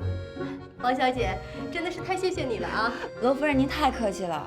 您是不知道，罗总为了要给您挑一个满意的礼物，这把身边能问的朋友都问了个遍。结果正好呢，我有一个朋友是做珠宝生意的，这罗总就托我说给您买这条项链，听说还是意大利名家设计的。罗总就说一定得给您一个生日惊喜，是吧，罗总？是惊喜啊，惊喜！这不这一年也没给他买过什么礼物，补偿。你看这罗总对您多好呀！我就听说这一个成功男人的背后一定有一个了不起的女人。罗总从当年白手起家到现在，这不用说，背后一定有您的功劳。您就是那个了不起的女人。王小姐，你真的是太会说话了。可惜呀，可惜我都人老珠黄了，也不知道这死老鬼背后还有没有其他女人。没有，就你一个。那怎么前几年你不记得我的生日啊？今年突然之间想起来了？是这样的，罗总前几天呢，想在我们网站投放一批广告，上定签约日期的时候就觉得，哎，这个日期怎么这么特别？这才想起来今天就是您的生日。如果是在今天签约的话，那这不就是喜上加喜吗？是吧，罗总？是。哎，那赶紧签吧，王小姐，你真的是能干啊！将来一定会干出一番大事业的。多谢罗夫人夸奖，我这以后的工作呢，还得靠我们罗总多多支持才对。哎，客气，客气。这个呢是按照您上次的要求改好的合同，您就在这里签字就好。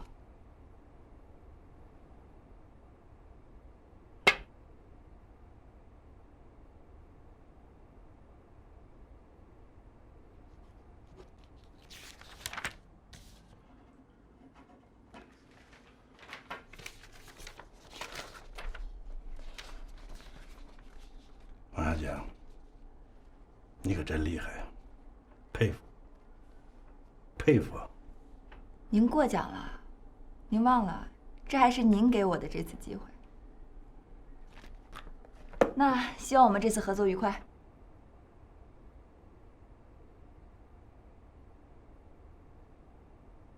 也希望我们选择北漂访客网是正确的。当然了，时间可以证明一切的。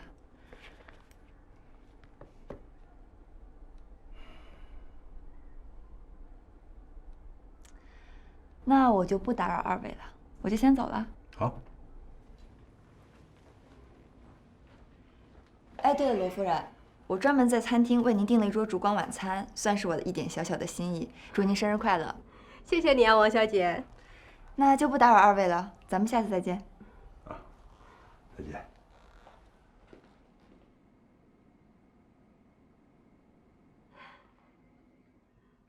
哈哈。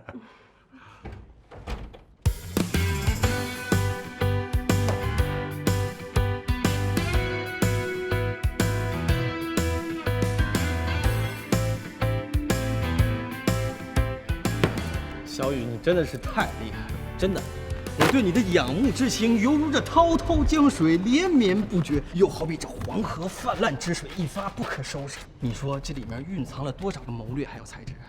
瞒天过海，围魏救赵，借刀杀人，趁火打劫，声东击西，无中生有，暗度陈仓，欲擒故纵，假痴不癫啊，反客为主。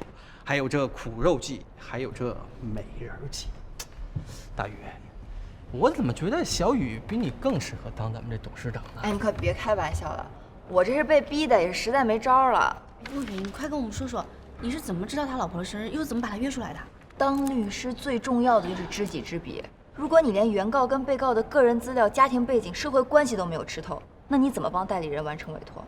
其实几个月前我第一次见他，我就把他家庭关系给摸清了。至于把他老婆给约出来，那就更容易了。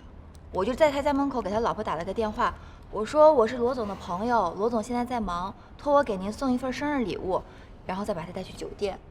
他呢就觉得我是为了跟她老公签合同，所以刻意讨好他，完全没有怀疑，跟着我就去了。陆宇，我太崇拜你了，太聪明了。对呀，关键是100万啊，这么多钱。若雨，你真是女中豪杰。快别夸我了。没看咱们公司的董事长跟 CEO 一直臭着个脸。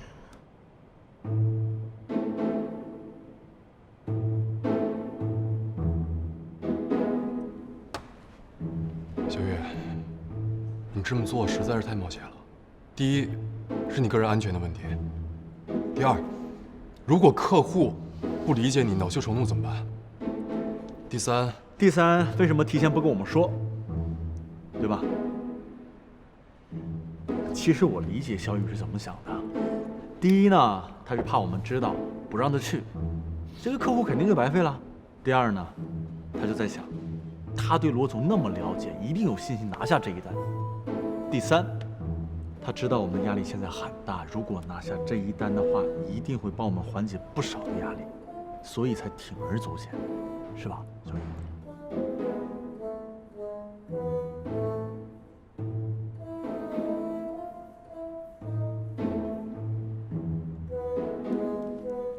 你这就是纵容，你越这么想，越可能会出事儿。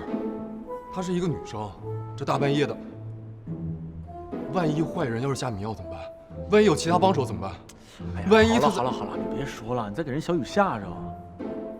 我承认这事儿我负主要责任，我忽略了公司员工安全的规章制度。在这里，我自己先自罚1个月工资，我扣这儿了，我不拿了，好吧？这样，接下来公司有个规定，不准女员工单独出去谈事情，行不行，老大？就这么定了。哎呀，行了，别愁眉苦脸的，人家小雨好不容易把单子拿过来了，你就不能给人一个笑脸啊？真棒！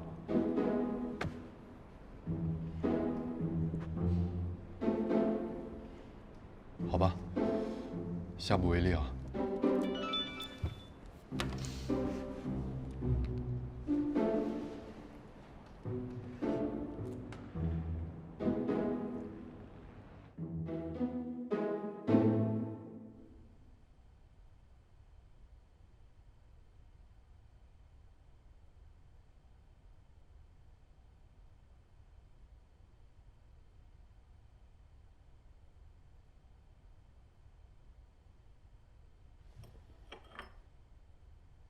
李红月，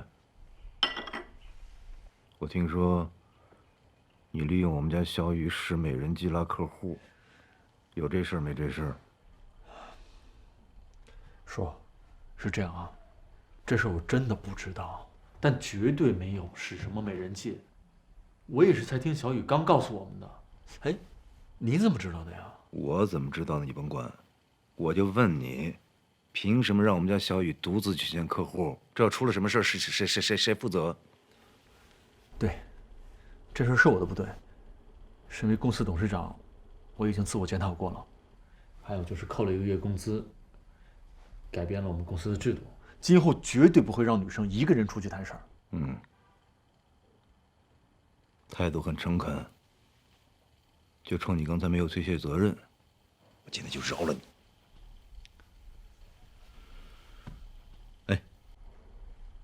你对我们家小雨到底有没有那个意思？什么意思？就哪个意思？我说你这么笨，你怎么做生意呀？不是，我真不知道您说什么，什么意思啊？你没谈过恋爱吗？您问这个干什么？怪不得呢。你就说吧，你到底喜不喜欢我们家小雨？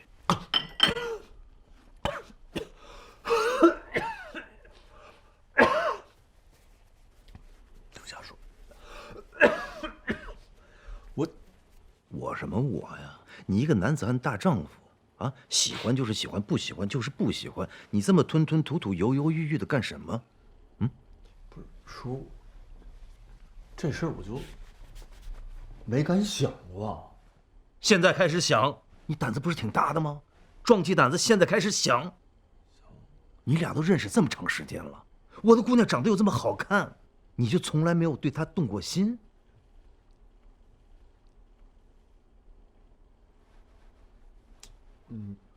你看，哎呀，行了，走，回去慢慢想，什么时候想清楚了，什么时候再来见我。走。啊。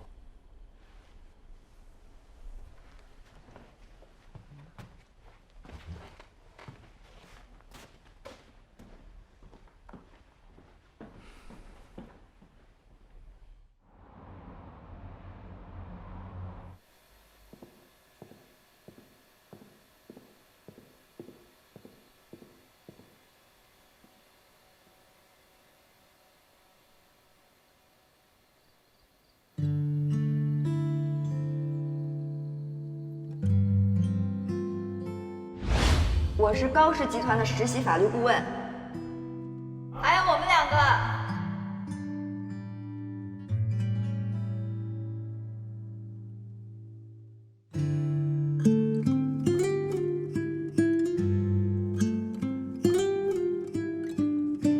来，把手给我，手给我，放这儿。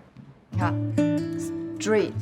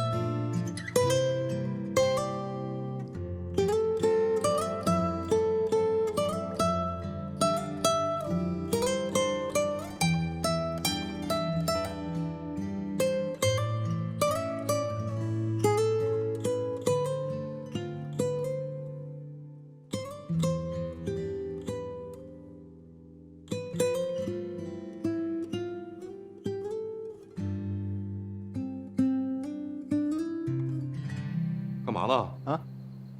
发什么傻呢？啊，没，我刚回来。啊。嗯。你干嘛呢？啊，我上厕所。啊，我也刚吃过。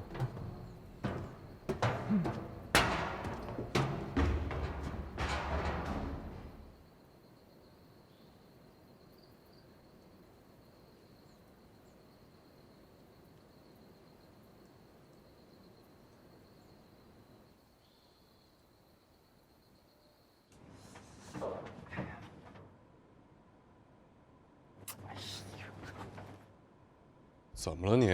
折腾来折腾去的，琢磨啥呢？老大，嗯，你觉得小雨怎么样？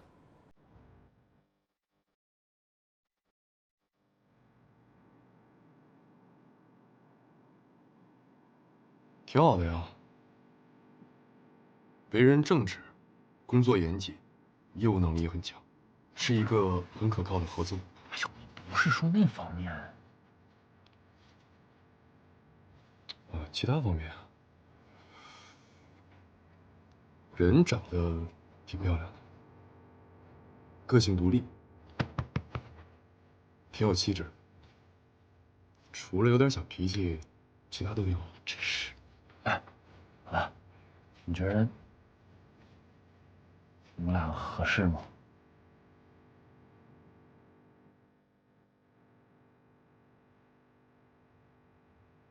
你觉得我要是追小雨，做梦！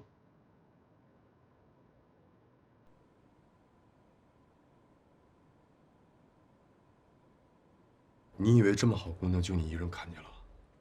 我当时在剧外的时候，追她的人海里去了，什么海归博士，名校的那些精英，追她的人一个个的排着队，不还是让她干净利落脆的给拒绝了吗？有什么了不起？